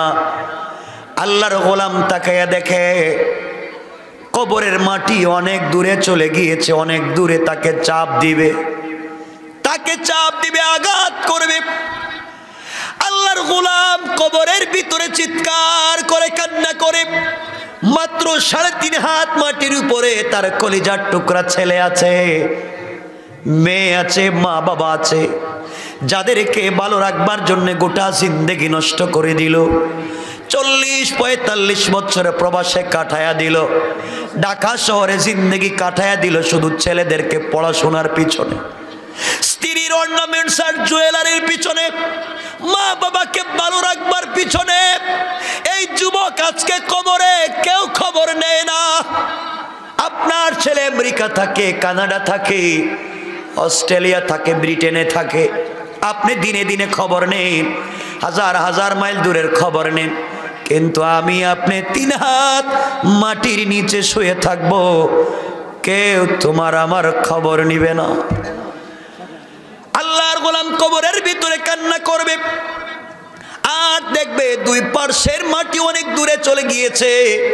লোকটাকে আঘাত করবে, একদিকের হাড় অপর দিকে ঢুকে যাবে। চিৎকার করে, চক্ষু বন্ধ করে কান্না করে। পিছন দিকে সাপ, শরীরের উপরে পোকা, 2 পার্শ্বে ফেরেশতা দাঁড়িয়ে আছেন। মাথার সামনে 2 জন ফেরেশতা লাঠি হাতে, পায়ের দিকে 2 জন ফেরেশতা লোহার মুগুর হাতে, ডানে 2 জন, বামে 2 জন। লোকটা ভয় পেয়ে গেছে, কান্না শুরু করেছে, চিৎকার করেছে, বাঁচবে কোথায়? হঠাৎ করে চিৎকার করতেছে, মনে মনে অনুভব করে তার বুকের উপরে কে যেন হাঁটতেছে, কে যেন হাঁটতেছে। এমন সময়ে চক্ষু খুলে দেখে ছোট্ট একটা সবুজ পাখি, সবুজ একটা পাখি তার বুকের উপরে হাঁটাহাঁটি করে। যুবক ডেকে ডেকে বলে, ভাই পাখি রে, এই কবরের ভিতরে অক্সিজেনের ব্যবস্থা নাই, বাহির থেকে আসা যায় না, তুই কেমনে কবরের ভিতরে ঢুকলে? রাস্তাটা কোথায়? কেমনে কবরের ভিতরে ঢুকে গেলে? এমন সময় পাখি আল্লাহর কাছে ডাক দিয়ে বলবে, আল্লাহ তাআলা তুমি আমার জবান খুলে দাও, তোমার গোলামের সঙ্গে কিছু কথা বলতে চাই। আল্লাহ পাখির জবান খুলে দিবেন। পাখি ডেকে ডেকে বলবে, মৃত যুবক শোনো, আমি দুনিয়ার গাছের ডালে ডালে বসা সাধারণ কোনো পাখি না। আজকে তোমার বিপদের সময় তোমার বন্ধু বান্ধব কেউ তোমার কাছে নাই। বন্ধুর পরিচয় তো বিপদের সময়।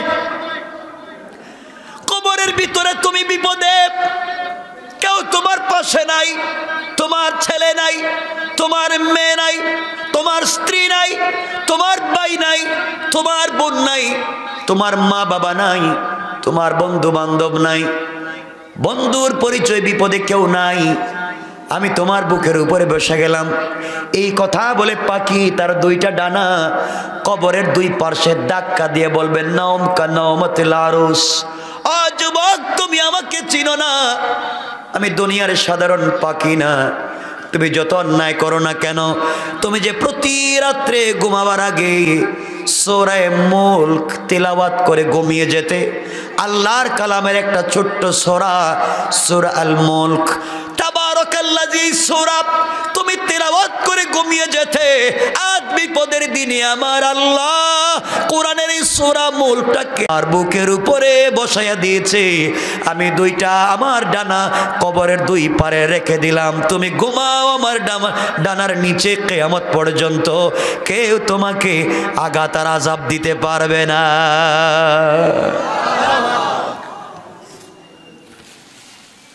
আজ যুবক তুমি ঘুমিয়ে যাও,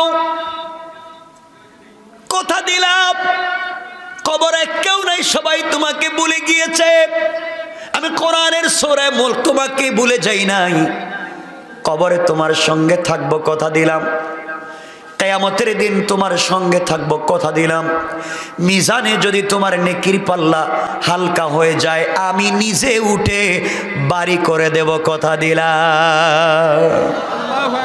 তোমাকে পুলসিরাত পার করে জান্নাতে না নেওয়া পর্যন্ত আমার সুপারিশ বন্ধ হবে না। এই কোরআন কিয়ামতের দিনে আল্লাহর কাছে ডেকে ডেকে বলবে, আল্লাহ এই লোকটাকে তুমি জাহান্নামী বলে ফয়সালা করে দিয়েছো, কিন্তু লোকটা তো আমাকে রাত্রবেলা তেলাওয়াত করতো।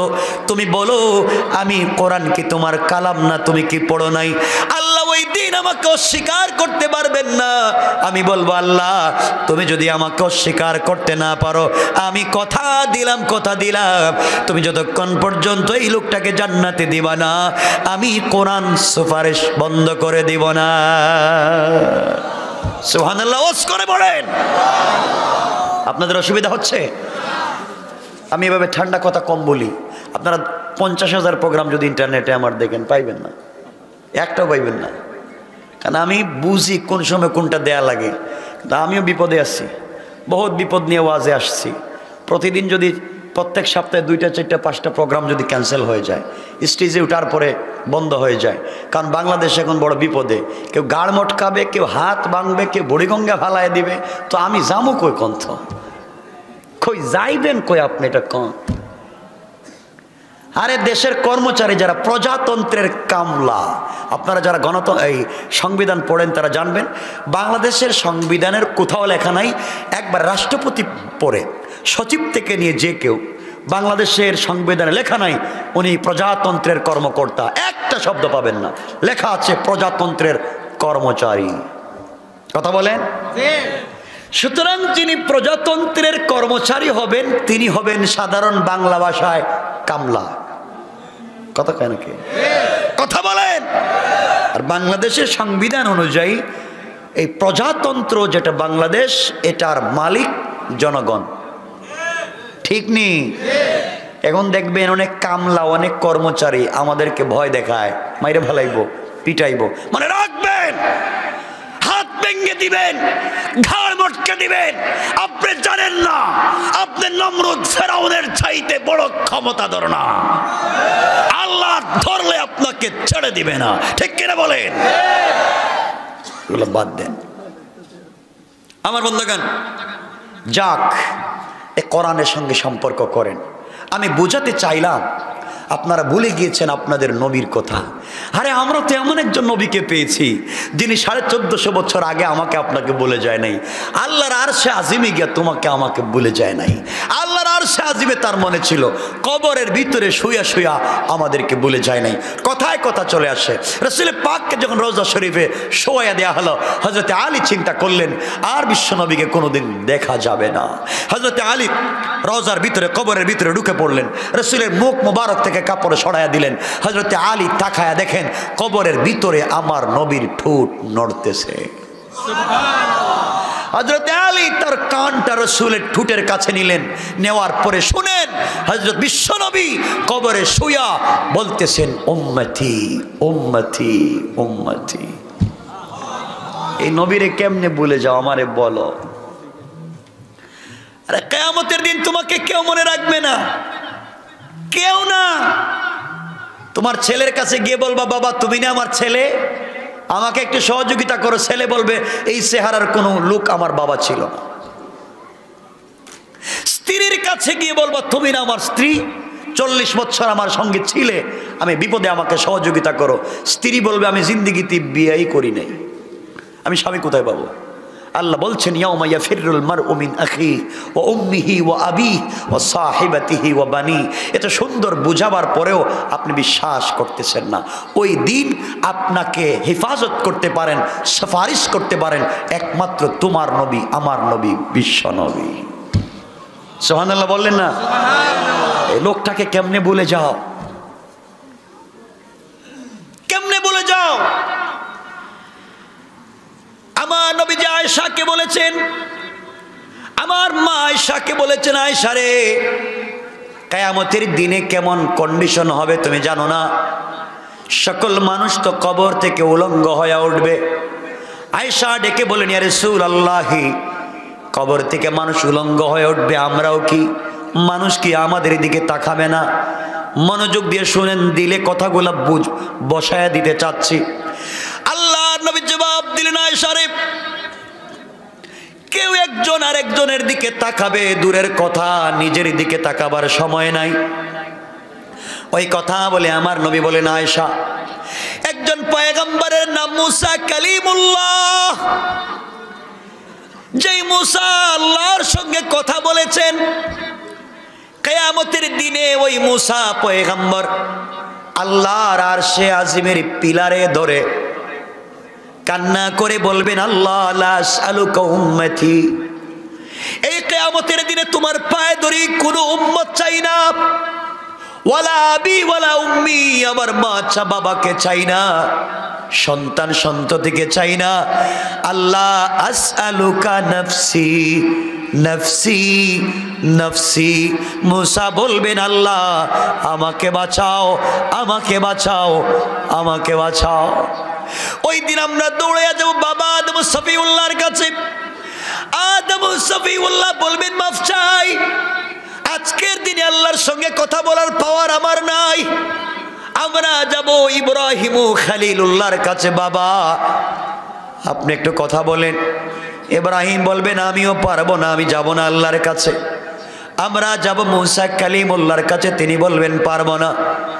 আমরা যাব হিজকিলের কাছে, ইউসা ইবনে নুনের কাছে, জাকারিয়ার কাছে, ইউসুফের কাছে, ইয়াকুবের কাছে, কেউ তোমাকে আমাকে সাপোর্ট দিবে না।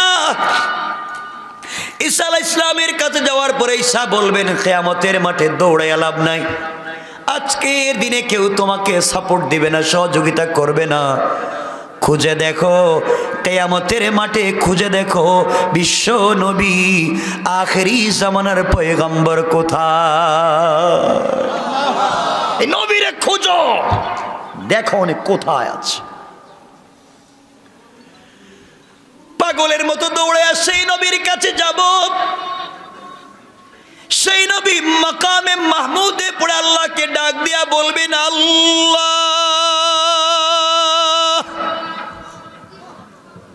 আমনি মাথা উঠাবো না, আগে তুমি বলো কিয়ামতের মাঠে বিচার কার্য শুরু করো না কেন? আল্লাহ বলবেন, বন্ধুরে মাথা উঠাও, মাথা উঠাও, মাথা উঠাও। নবীজি বলবেন, আল্লাহ মাথা উঠাবো এক শর্তে, তুমি আগে বলো আমার উম্মতের কি হালত হবে। কেমনে ভুলে যাও সেই রসুলকে? কষ্ট পাচ্ছেন আমার কথায়? আরে রসুল গিয়েছিলেন মেরাজে।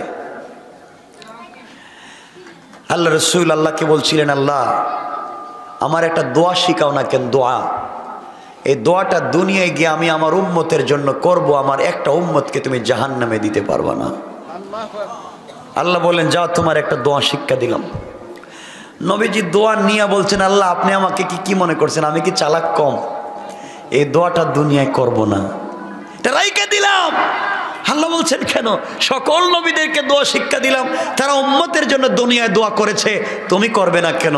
আল্লাহ আমি যদি দোয়া করি আজকে, আমার উম্মত তো 1450 বছর পরে আইসা এই লাউতলি কলেজ মাঠে বৈশা বৈশা কাঁদবে, ওরা তো আমার দোয়ার ভিতরে ঢুকলো না। আল্লাহ আমি দোয়া রেখে দিলাম, কিয়ামতের দিনে জাহান্নামের গেইটে দাঁড়াইয়া এই দোয়া করব, আপনি আমার একটা উম্মতকেও জাহান্নামে দিতে পারবা না।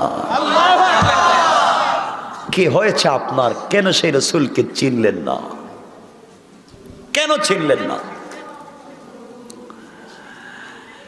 আমার দুঃখ এই জায়গায় যে মানুষটা গোটা জিন্দেগি শুধু উম্মত উম্মত উম্মত, কিয়ামতের দিন উম্মত। কষ্ট পাচ্ছেন আপনার আমার কথায়? কথা তো অনেক লম্বা, সেই রসুলের কথাই বলতেছি, কিন্তু খুব লম্বা করবো না কথা। আপনাদের অসুবিধা হচ্ছে আমি বুঝতেছি, একটু হাত উঠে দেখান কার কার অসুবিধা হচ্ছে।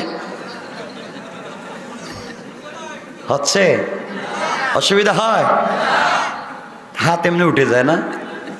এটা এমনি, এটা উঠে যায়, এটা এমনি।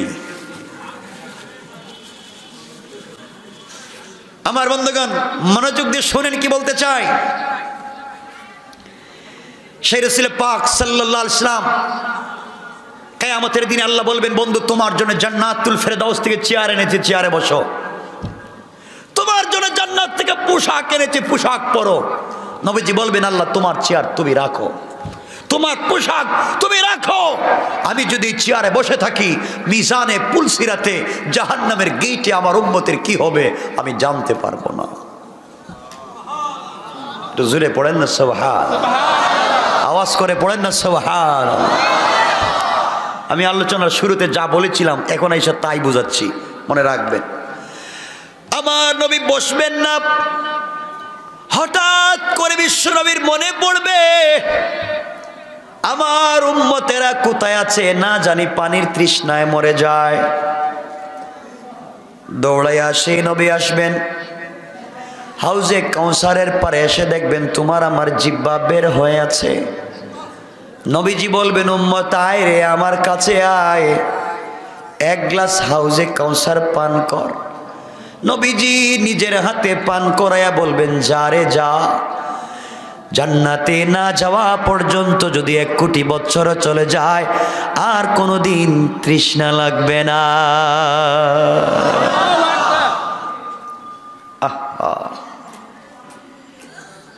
এই নবী হঠাৎ চিন্তা আসবে, না জানি আমার উম্মত মিজানের পাল্লায় কি হচ্ছে জানি না। হাউজে কাউসারের গ্লাস রেখে দিবেন, নবীজি মিজানের দিকে দৌড়াবেন। ওখানে গিয়ে দেখবেন তোমার মতো আমার মতো অনেক দাঁড়ায় আছেন। মিজানের পাল্লায়, মিজানে আমাদের নেকিগুলা হালকা, গুনাহগুলা বার হয়ে গেছে, জাহান্নাম ছাড়া বাঁচবার কোনো পথ নাই। এই জায়গায় পৌঁছে গিয়েছি, আল্লাহর পয়গম্বর তোমাকে আমাকে ডাক দিয়ে বলবেন, উম্মত রে তোর নাম কি, বাড়ি কই, তুই কি আমার উম্মত? ইয়া রাসূলুল্লাহ আমি আপনার উম্মত, আমার বাড়ি তো লাউতলি, বিপদে পড়ে গেছি, জাহান্নাম ছাড়া বাঁচার পথ নাই, আমার যে গুনার পাল্লা বাড়ি হয়ে গেছে। নবীজি বলবেন, গোলাম উম্মত কান্দিস না, দাঁড়াইয়া থাক, আমি আসতেছি। এই কথা বলে আমার নবী কিয়ামতের মাঠে দৌড়াবেন। কিয়ামতের মাঠের একটা কর্নারে একটা গুদাম থাকবে, বিশাল বড় গুদাম।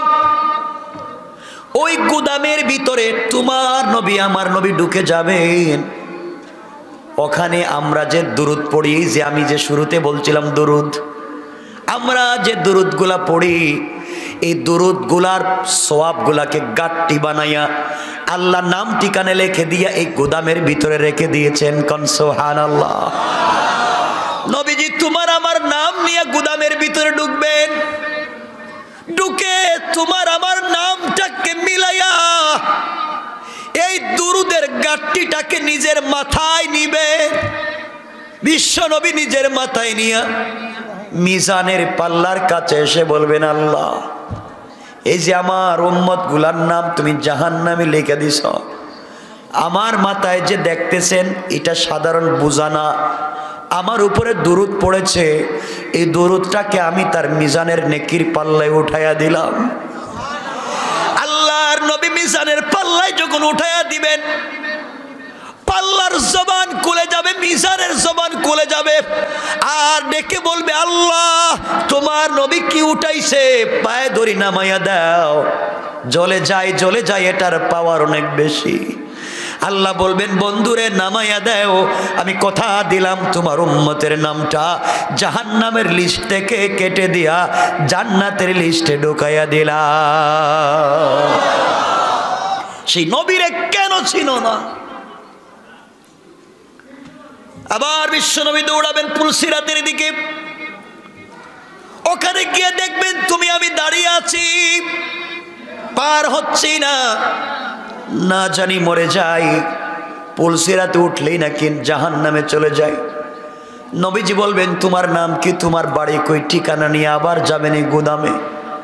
তোমার জন্য আমার জন্য যদি দুনিয়া দুরুদ পড়ে থাকি, নবীজির উপরে যদি দুরুদ পড়ে থাকি, দুরুদ নিয়ে আসবেন, এসে পুলসিরাতের উপরে ধরে ফেলবেন। পুলসিরাত বলবে, আল্লাহর রাসূল আপনি যদি দুরুদ এগুলো এভাবে রাখেন, পুলসিরাত থাকবে না, ব্রিজ থাকবে না, জ্বলে যাবে।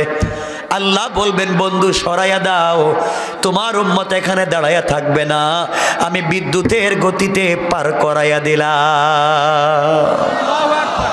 সেই নবীর কেন ছিল না? আবার বিশ্বনবীর মনে পড়বে, আমার উম্মত না জানি জাহান্নামে ঢুকে গেল, দৌড়াইয়া জাহান্নামের দিকে যাবেন। ওখানে গিয়ে দেখবেন জাহান্নামটা কি প্রগতিতে, ৭০,০০০ ফিরিস্তা জাহান্নামের লাগাম টেনে ধরেছে। এরপরে জাহান্নামটা দৌড়াইয়া কিয়ামতের মাঠের দিকে আসতেছে। আল্লাহর নবী সিজদায় পড়ে বলবেন, আল্লাহ তাআলা শেষ পর্যন্ত কি আমার একটা উম্মত জান্নাতে যাবে না? তোমার জাহান্নাম যেইভাবে আসতেছে সবগুলা তো জাহান্নামে চলে যাবে। আল্লাহ বলবেন, বন্ধু মাথা উঠাও। বিশ্ব নবী মাথা উঠাবেন, জিবরিল আমিন হাজির হয়ে যাবেন আর বলবেন, ইয়া রাসূলুল্লাহ, ইয়া হাবিবাল্লাহ, আল্লাহ আপনাকে পুটলা দিয়েছেন হাদিয়া। নবীজি পুটলা খুলবেন, খুলে দেখবেন মাত্র 1 ফোঁটা পানি। আল্লাহকে বলবেন, আল্লাহ তোমার কাছে চাইলাম জাহান্নামটাকে আটকাও, আর তুমি আমার কাছে 1 ফোঁটা পানি দিলা, পানি দিয়ে আমি কি করব? আল্লাহ বলবেন, বন্ধুরে এই পানি তোমার হাতে নিয়ে জাহান্নামের দিকে নিক্ষেপ করে দাও, জাহান্নামের উপরে ফেলে দাও, দেখো তো কি হয়। আমার নবী পানিগুলা হাতে নিয়ে জাহান্নামের দিকে যখন নিক্ষেপ করবেন, নিক্ষেপ করতে দেরি হবে, জাহান্নাম দ্রুত গতিতে পিছন দিকে যেতে দেরি হবে না। আমার নবী আল্লাহকে ডাক দিয়ে বলবেন, আল্লাহ তাআলা কি ব্যাপার, এই পানি কিসের পানি দিয়েছ? এত পাওয়ারফুল পানি তো আমি জিন্দেগিতে দেখি নাই। আল্লাহ কিসের পানি বলো? আল্লাহ ডেকে বলবেন, বন্ধুরে এটা জমজমের পানি না, হাউজে কাউসারের পানি না, জান্নাতের কোন নহরের পানি না। এই পানির এত দাম আমি আল্লাহর কাছে দো দাম। এই পানি হলো তোমার উম্মতের গুনাহগার উম্মতের গভীর রাত্রের তাহাজ্জুদের সেজদার চোখের পানি। আমি আল্লাহ জমা করে রেখে দিয়েছিলাম, কিয়ামতের দিনে ওই পানিকে ব্যবহার করলাম। বন্ধুরে তোমার উম্মত যদি দুনিয়ার জমিনে তাহাজ্জুদ গুজার হয়ে যায়, আমি আল্লাহ কথা দিলাম জাহান্নামের আগুন দিয়ে তাদেরকে জ্বালাবো না। কেন পড়েন না? কষ্ট পাচ্ছেন আপনারা আমার কথা? এতক্ষণ বলছি সেই রসুলের কথা, এত ভালোবাসেন এই রসুল, একবারও তোমার আমার কথা বললেন না, একবারও না। আর তুমি কেমনে ভুলে থাকো সেই রসুলকে? এখন বলি তোমার আল্লাহর কথা। তোমার আল্লাহ জানো কেমন? চিনো না তো আল্লাহ রে, আরে বন্ধুত্ব করবা তো আল্লাহর সঙ্গে। আল্লাহকে চিনোই না। আল্লাহকে চিনতে পেরেছিলেন, কোরআনের কথা বলতেছি না, হাদিসের কথা বলতেছি না, 1 মিনিট একটা কথা বলি, ইতিহাসের কথা। আল্লাহকে চিনতে পেরেছিলেন এক মহিলা, তার নাম রাবিয়া বসরিয়া। রাবিয়া বসরিয়া মহিলা আল্লাহকে চিনতে পেরেছিল। অনেক ঘটনা জানেন, আমি একটা ইতিহাসের ছোট্ট একটা 1 মিনিটে বলি, যেহেতু কোরআন হাদিসের কথা না আগে বলছি, আপনারা আবার ডাইভার্ট করবেন না, আমি ভালো করে বুঝে বলছি, কোরআনের না হাদিসের না ইতিহাসের কথা। রাবিয়া বসরি ইন্তেকাল করলেন, তাকে কবরে রাখা হলো। কবরে রাখবার পরে তার কাছে ফেরেশতারা এসে জিজ্ঞেস করছেন, রাবিয়া বলো মার রব্বুকা। রাবিয়া জিজ্ঞেস করলেন, তোমরা কারা? সুবহানাল্লাহ বলবেন না? সুবহানাল্লাহ বলতে কি কষ্ট হচ্ছে আপনাদের? রাবিয়া বসরি নিজে বলছেন, তোমরা কারা? তারা জিজ্ঞেস করছে, আমরা তো আল্লাহর পক্ষ থেকে এসেছি ফেরেশতা তোমাকে জিজ্ঞাসা করতে, তুমি তো ইন্তেকাল করেছো। আর রাবিয়া বসরি বলছেন, তোমাদের আল্লাহ কোথায় আর তোমরা কোথায়? আল্লাহ তো আরশের উপরে, আর আমরা লক্ষ লক্ষ কোটি কোটি মাইল দূর থেকে এখানে এসেছি। রাবিয়া বসরি বলছেন, কোটি কোটি মাইল দূর থেকে এসে কি তোমরা আল্লাহর নাম ভুলে যাও নাই? বলে কেন আল্লাহর নাম ভুলে যাবো কেন? আমাদের জবানে তো আল্লাহর নাম, আমি তো ভুলে যাই নাই। রাবিয়া বসরি বলছেন, ফেরেশতারা শুনো, কোটি কোটি মাইল দূর থেকে এসে তোমরা আমার আল্লাহর নাম ভুলে যাও নাই, তোমরা কেমনে বুঝলে আমি রাবিয়া মাত্র 3.5 হাত মাটির নিচে এসে এই আল্লাহর নামকে ভুলে গেছি? আসতে বললেন, সুবহানাল্লাহটা জোরে পড়েন। তোমরা কেমনে চিন্তা করলে আমি ভুলে গিয়েছি? এ আল্লাহকে তো আমি ভুলে যাই নাই, মাত্র 3.5 হাত মাটির নিচে। আল্লাহ বলছেন, ফেরেশতারা রাবিয়ার জিগাইয়া লাভ নাই, ওর গোটা জিন্দেগি আমি আল্লাহর জন্য সঁপে দিয়েছে, কবরে এসেও আমি আল্লাহকে ভুলে যাই নাই। তোমরা কি মনে করেছো আমি আমার রাবিয়াকে ভুলে গিয়েছি? আমিও ভুলে যাই নাই। সরে যাও, আর রাবিয়ার কবরের সঙ্গে জান্নাতের একটা কানেকশন তৈরি করে দাও। ওরা তো চিনলেন আল্লাহকে, তুমি চিনলে না কেন? তুমি তো শুধু চিনো দুনিয়া দুনিয়া দুনিয়া দুনিয়া। যুবক তোমাকে বলছি, যুবক তোমাকে বলছি, তোমার কি ভাল লাগে না? ফেলে দাও না মদের বোতল, ছেড়ে দাও না ফ্যান্সি ডিলার ইয়াবা, পরো না পাঞ্জাবি, গিরার উপরে পরো না প্যান্ট, লাগাও না মুখে দাঁড়িয়ে, আসো না মসজিদে, দুজন মিলে আল্লাহর কাছে কাঁদি। আল্লাহ বলছে না, আয় মসজিদে, মাজার মুআউযের মতো বানায়া দিব। আল্লাহু আকবার পড়েন। আপনি তো পারেন না আসতে মসজিদে। আল্লাহ বলছেন, গোলাম তুই জানিস আমি সব বানাইছি, আরশ বানাইছি কোন ফায়াকুন, জান্নাত বানাইছি কোন ফায়াকুন, আসমান জমিন লৌহ কলম চন্দ্র সূর্য যা বানাইছি কোন ফায়াকুন। বলছি হয়ে যাও, হয়ে গেছে, হাত লাগাই নাই। কিন্তু গোলাম তোকে বানাইছি আমার নিজের হাত দিয়া। সুবহানাল্লাহ বলেন না? সুবহানাল্লাহ আরো জোরে বলেন না? সুবহানাল্লাহ। গোলাম তোকে তো আমার হাত দিয়ে বানাইছি। এরপর আল্লাহ বলছেন, গোলাম আমার কাছে জান্নাতুল ফিরদাউস আছে, আমার ভাল লাগে না। আমার কাছে সিদরাতুল মুনতাহা আছে, আমার ভাল লাগে না। আমার কাছে আরশ কুরসি আছে, আমার ভাল লাগে না। আমার কাছে জিবরাইল মিকাইল ইসরাফিল বৈশা থাকে, আমার ভাল লাগে না। আমার ভাল লাগে না। আমার ভাল লাগে কোথায় জানিস? গভীর রাত্রে যখন তুই ঘুম থেকে উঠে তাহাজ্জুদের সিজদায় পড়ে যাস, তখন আমি আল্লাহ আরশে আজিমে থাকি না, আমি তোর ঘরের দরজায় পৌঁছে যাই। কারণ গোলাম জানিস আমি তোর সাথে প্রেম করেছি, প্রেম, তোর সাথে প্রেম করেছি। আসলে ব্যাখ্যাটা বুঝেন না তো আপনারা। যে যার সাথে প্রেম করে, যে যার সাথে সম্পর্ক, দেখবেন সে তার সাথে একাকিত্বে অন্ধকারে একা একা, কাউকে বুঝতে দেয় না, সে কথা বলে, ঠিক না? এই জন্য পার্কে যায়, জঙ্গলে যায়, যেখানে মন চায় সেখানে ছেলে মেয়েরা যায়। কেন? তার সাথে তার প্রেম, সে একা একা কথা বলতে চায়, মা বাপকে জানতে দেয় না। আল্লাহ বলছেন, গোলাম জানিস আমি আল্লাহ তোর সাথে প্রেম করেছি, তোকে ছাড়া আমার ভাল লাগে না। এই জন্য আমি আল্লাহ রাত্রে ঘুমাই না। লা তাখুযুহু সিনাতুন ওয়ালা নাওম। তুই কখন ঘুম থেকে উঠে আমাকে ডাক দিয়ে বলবে সুবহানা রাব্বিয়াল আলা, আমি সাথে সাথে মিন হাবলিল ওয়ারিদ, গলার রগের চাইতে তোর কাছে পৌঁছে যাই, কাছে কাছে। আপনি তো বুঝেন না, সে আল্লাহকে চিনেন না। সে আল্লাহকে চিনেন, জিন্দেগি কামিয়াব। আল্লাহ বলছেন, গোলাম আমি ঘুমাই না, গভীর রাত্রে ঘুমাই না, একমাত্র তোর অপেক্ষায় থাকি। গোটা জিন্দেগি গুনাহ করছ, একটা বার দেখি আমাকে ডাকে কিনা।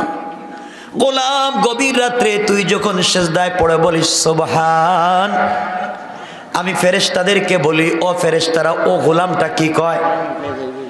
ফেরেশতারা বলতেছে আল্লাহ তাআলা গোলাম সিজদায় পড়ে বলছে সুবহানা, তুমি নাকি সুবহান পবিত্র। ফেরেশতাদেরকে আল্লাহ বলছেন, ফেরেশতারা বলো গোলাম কে আমারে দেখছে? কো দেখে নাই। আল্লাহ বললেন ফেরেশতারা যে গোলাম আমাকে না দেখে সুবহান বলে আমাকে পবিত্র বলেছে, সাব্বাহতানি আমি আল্লাহ পবিত্র, আর গোলাম আমাকে সুবহান বলার কারণে আমি আল্লাহ বললাম সাব্বাহতুকা, তোমাকেও আমি আল্লাহ পবিত্র বানাইয়া দিলাম। কোন সুবহানাল্লাহ। এ আল্লাহকে চিনেন না? আরে আমার নিজের চোখে দেখা কথায় তো কথা চলে আসে। 11:30 তো নাকি 10:30 হয়ে যাচ্ছে তো, অনেক রাত্রে। কষ্ট হচ্ছে আপনাদের? কষ্ট পাচ্ছেন? আমার নিজের চোখে দেখা। আরে আল্লাহর সাথে সম্পর্ক করেন মিয়া। আল্লাহর কাছ থেকে কি চান আপনি? টাকাই তো চাইবেন, পয়সাই তো চাইবেন, গাড়ি বাড়ি তো চাইবেন, সুন্দর একটা বউ চাইবেন, আর তো কিছু না। আর কিছু আছে আপনাদের? সব কিছু কয় না দেখি এরা। আর কিছু চাইবেন? এ তো গাড়ি বাড়ি টাকা পয়সা ধন দৌলত সুন্দর একটা বউ আর মরলে জান্নাত, আর তো কিছু নাই। আল্লাহ বলছেন গোলাম তুই কি চাইবে তুই চা, আমি কথা দিলাম তোকে 100 গুণ বাড়াইয়া দিব। 100 গুণ। সুবহানাল্লাহ। একটু জোরে পড়েন না। বসেন, কেউ কথা বলবেন না, শুধু শোনেন। এদিক সেদিক কথা বললে, একটু বাইরে কথা বললে খারাপ লাগে। শোনেন, আমার জিন্দগির বাস্তব একটা ঘটনা বলে আপনাদেরকে। আরে আল্লাহর উপরে বিশ্বাস রাখেন তো জিন্দগি কামিয়াব। আমি এই দুনিয়ার উন্নত বিশ্ব দেখেছি নিজের চোখে, উন্নত দুনিয়া দেখেছি নিজের চোখে। আল্লাহ কত দেশ ঘোরাইছে আমাকে, দেখেছি কোথাও শান্তি নাই, কোথাও শান্তি নাই। ইউরোপ আমেরিকায় তো নাই। এখানে ফ্রিডম কান্ট্রি, স্বাধীন কান্ট্রি, ওদের ইচ্ছা মতো চলে। ছেলে কোথায় যায়, মেয়ে কোথায় যায়, কিচ্ছু বলার অধিকার কারণ নাই। আর এই দেশের ভিতরে মায়েরা নিজের জন্ম দেওয়া বাচ্চাকে পুশ চেয়ারে করে ঠেলে আর কুত্তার বাচ্চাকে নিজের বুকের দুধ পান করায়। আসতে বলেন নাউজুবিল্লাহ। শান্তি নাই ওদের দেশে। শোনো, আল্লাহর উপরে বিশ্বাস রাখো, আল্লাহ তোমাকে বাঁচায় দিবেন। এই চাঁদপুরের একটা কথা মনে পড়ে গেল, বলে দিই। গত বছরের এই চাঁদপুরের একটা কথা আমার মনে পড়েছে। এটা অন্য একটা কথা। আমি মেবি কোথায় জানি প্রোগ্রামে আসছিলাম, তখন ছিল সমুদ্রের 10 নম্বর সংকেত, বিপদ সংকেত। গত বছর ছিল না এইভাবে 10 নম্বর বিপদ সংকেত। আমি চাঁদপুরের কোথায় প্রোগ্রামে ছিলাম, প্রোগ্রামে এসছি, প্যান্ডেল সব ভেঙে গিয়েছে, ওরা মসজিদে প্রোগ্রামের আয়োজন করেছে। মসজিদে প্রোগ্রামের আয়োজন করেছে, মসজিদে প্রোগ্রাম করেছি। শীত, ঝড়, বৃষ্টি। রাত্র 2:30টায় ঢাকার উদ্দেশ্যে বের হয়েছি। বিদ্যুৎ নাই, রাস্তা গাছ বাঁশ পড়ে সব ব্লক, একটা পাবলিক নাই, কিছু দেখাও যায় না। মানে এমন এক জায়গায় গিয়েছি, এখন রাস্তাও চিনি না, কোথায় আসছি এটা বলতে পারতেছি না। আমরা 3 জন ছিলাম, ড্রাইভার, আমি আর আমার সাথী আরেকজন ছিলেন, উনি আজও আমার সাথে আছে। কিন্তু কোথায় যাব আমরা এত রাত্রে? বসে আছি, আল্লাহর কাছে চাচ্ছি, আল্লাহ কথা তো বলে এসেছি তোমার, এখন যাবো কোথায়? গভীর রাত্রে শিলা বৃষ্টি দিচ্ছে, ঝড় তুফান, রাত্র প্রায় 3টা। 1 ঘন্টা রাস্তায় বসে আছি, গাড়ি নাই, মানুষ নাই, কিচ্ছু নাই। হঠাৎ করে দেখি আমাদের গ্লাসে এসা একটা লোক নক করতেছে। বৃষ্টির মধ্যে একটু ফাঁকা করে বললাম, ভাই কে আপনি, এত রাত্রে এখানে আসছেন? হুজুর আপনি কোথায় যাবেন? আমি ঢাকা যাব। যে এত রাত্রে এখানে যাবেন কোন দিকে? এইদিকে তো রাস্তা না, আপনি পিছনে গিয়ে ডান দিকে সোজা গেলেই আপনি দাউদকান্দি গিয়ে আপনি ঢাকা যেতে পারবেন। এই যে গেলাম, 1 ঘন্টা লাগে নাই, ঢাকা পৌঁছে গিয়েছি। কিন্তু আজ অবধি জানি না এই রাত্রে 3টায় এই লোকটাকে, এখনো জানি নাই রাত 3টায় এই লোকটা ছিল কে। আল্লাহর উপর বিশ্বাস করেন, জিন্দেগি কামিয়াব, জিন্দেগি কামিয়াব। আল্লাহকে চিনেন। আল্লাহ বলছেন গোলাম তোর হেফাজত তোর জিম্মাদার তো আমি আল্লাহ। কথায় কথা চলে আসে। এই বছরই আমরা এক জায়গায় প্রোগ্রামে গেলাম। প্রোগ্রামে যেতে যেতে দেরি হয়েছে রাস্তায়। যাওয়ার সময় গাড়িতে তেল ছিল, অকটেন শেষ, গ্যাস শেষ।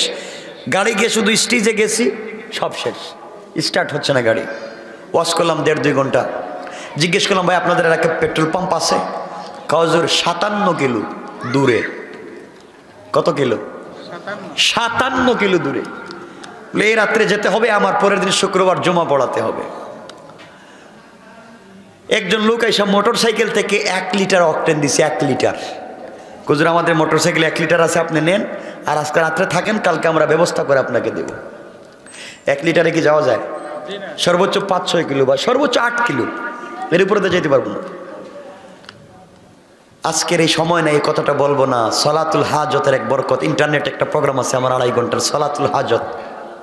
নামাজের কি বরকত! আরে নামাজ পড়ে দেখেন, ফেরেশতা আল্লাহ ডাইরেক্ট সামনে পৌঁছায় দিবে। সালাতুল হাজত তো জানেন না কোন নামাজ, সালাতুল হাজত তো জানেন না কোন নামাজ। ড্রাইভারকে বললাম আমরা গাড়িতে সালাতুল হাজত পড়ি। পড়লাম রাত্র 2:30টা। আমাকে বললাম চাবি আমাকে দাও, আমি গাড়ি চালাই। বিসমিল্লাহ বলে গাড়ি স্টার্ট দিয়েছে। আমি নিজে অকটেন আছে 1 লিটার, 8 কিলো যাবে অথবা 10 কিলো, কিন্তু গাড়ি স্টার্ট দিয়েছি। এই আল্লাহকে চিনলেন না, এই মনিবকে চিনলেন না। আল্লাহকে আল্লাহ বলছেন, গোলাম তুই আমার হয়ে যা, তুই শুধু আমার হ, দেখ না আমি তোরে কি করতে পারি। এজন্য আজকের থেকে আমরা আল্লাহর হয়ে যাব ইনশাআল্লাহ। বলেন সবাই, বলেন ইনশাআল্লাহ। আসুন, পৃথিবীতে আমাদের বয়স কারো 25, 30, 40, 50, 60, 70 হয়ে গেছে। হয়ে যায় নাই? হয়ে গেছে, অনেক হয়ে গেছে আমাদের বয়স। আমি বলি আপনাকে, হায়াতে জিন্দেগির কি দাম, হায়াতে জিন্দেগির কি দাম আজকে শোনো। 1 মিনিট পৃথিবীতে বাঁচলে এই মিনিটের দাম কি তোমাকে আমি বুঝাবো। আমার আপনার হায়াত তো 1 মিনিট না, আর অনেক বেশি হয়ে গেছে, কিন্তু 1 মিনিটের দাম কি এটা বুঝো। আর আজকে রাত্রিকে তাহাজ্জুদের সেজদায় পড়ে যাও।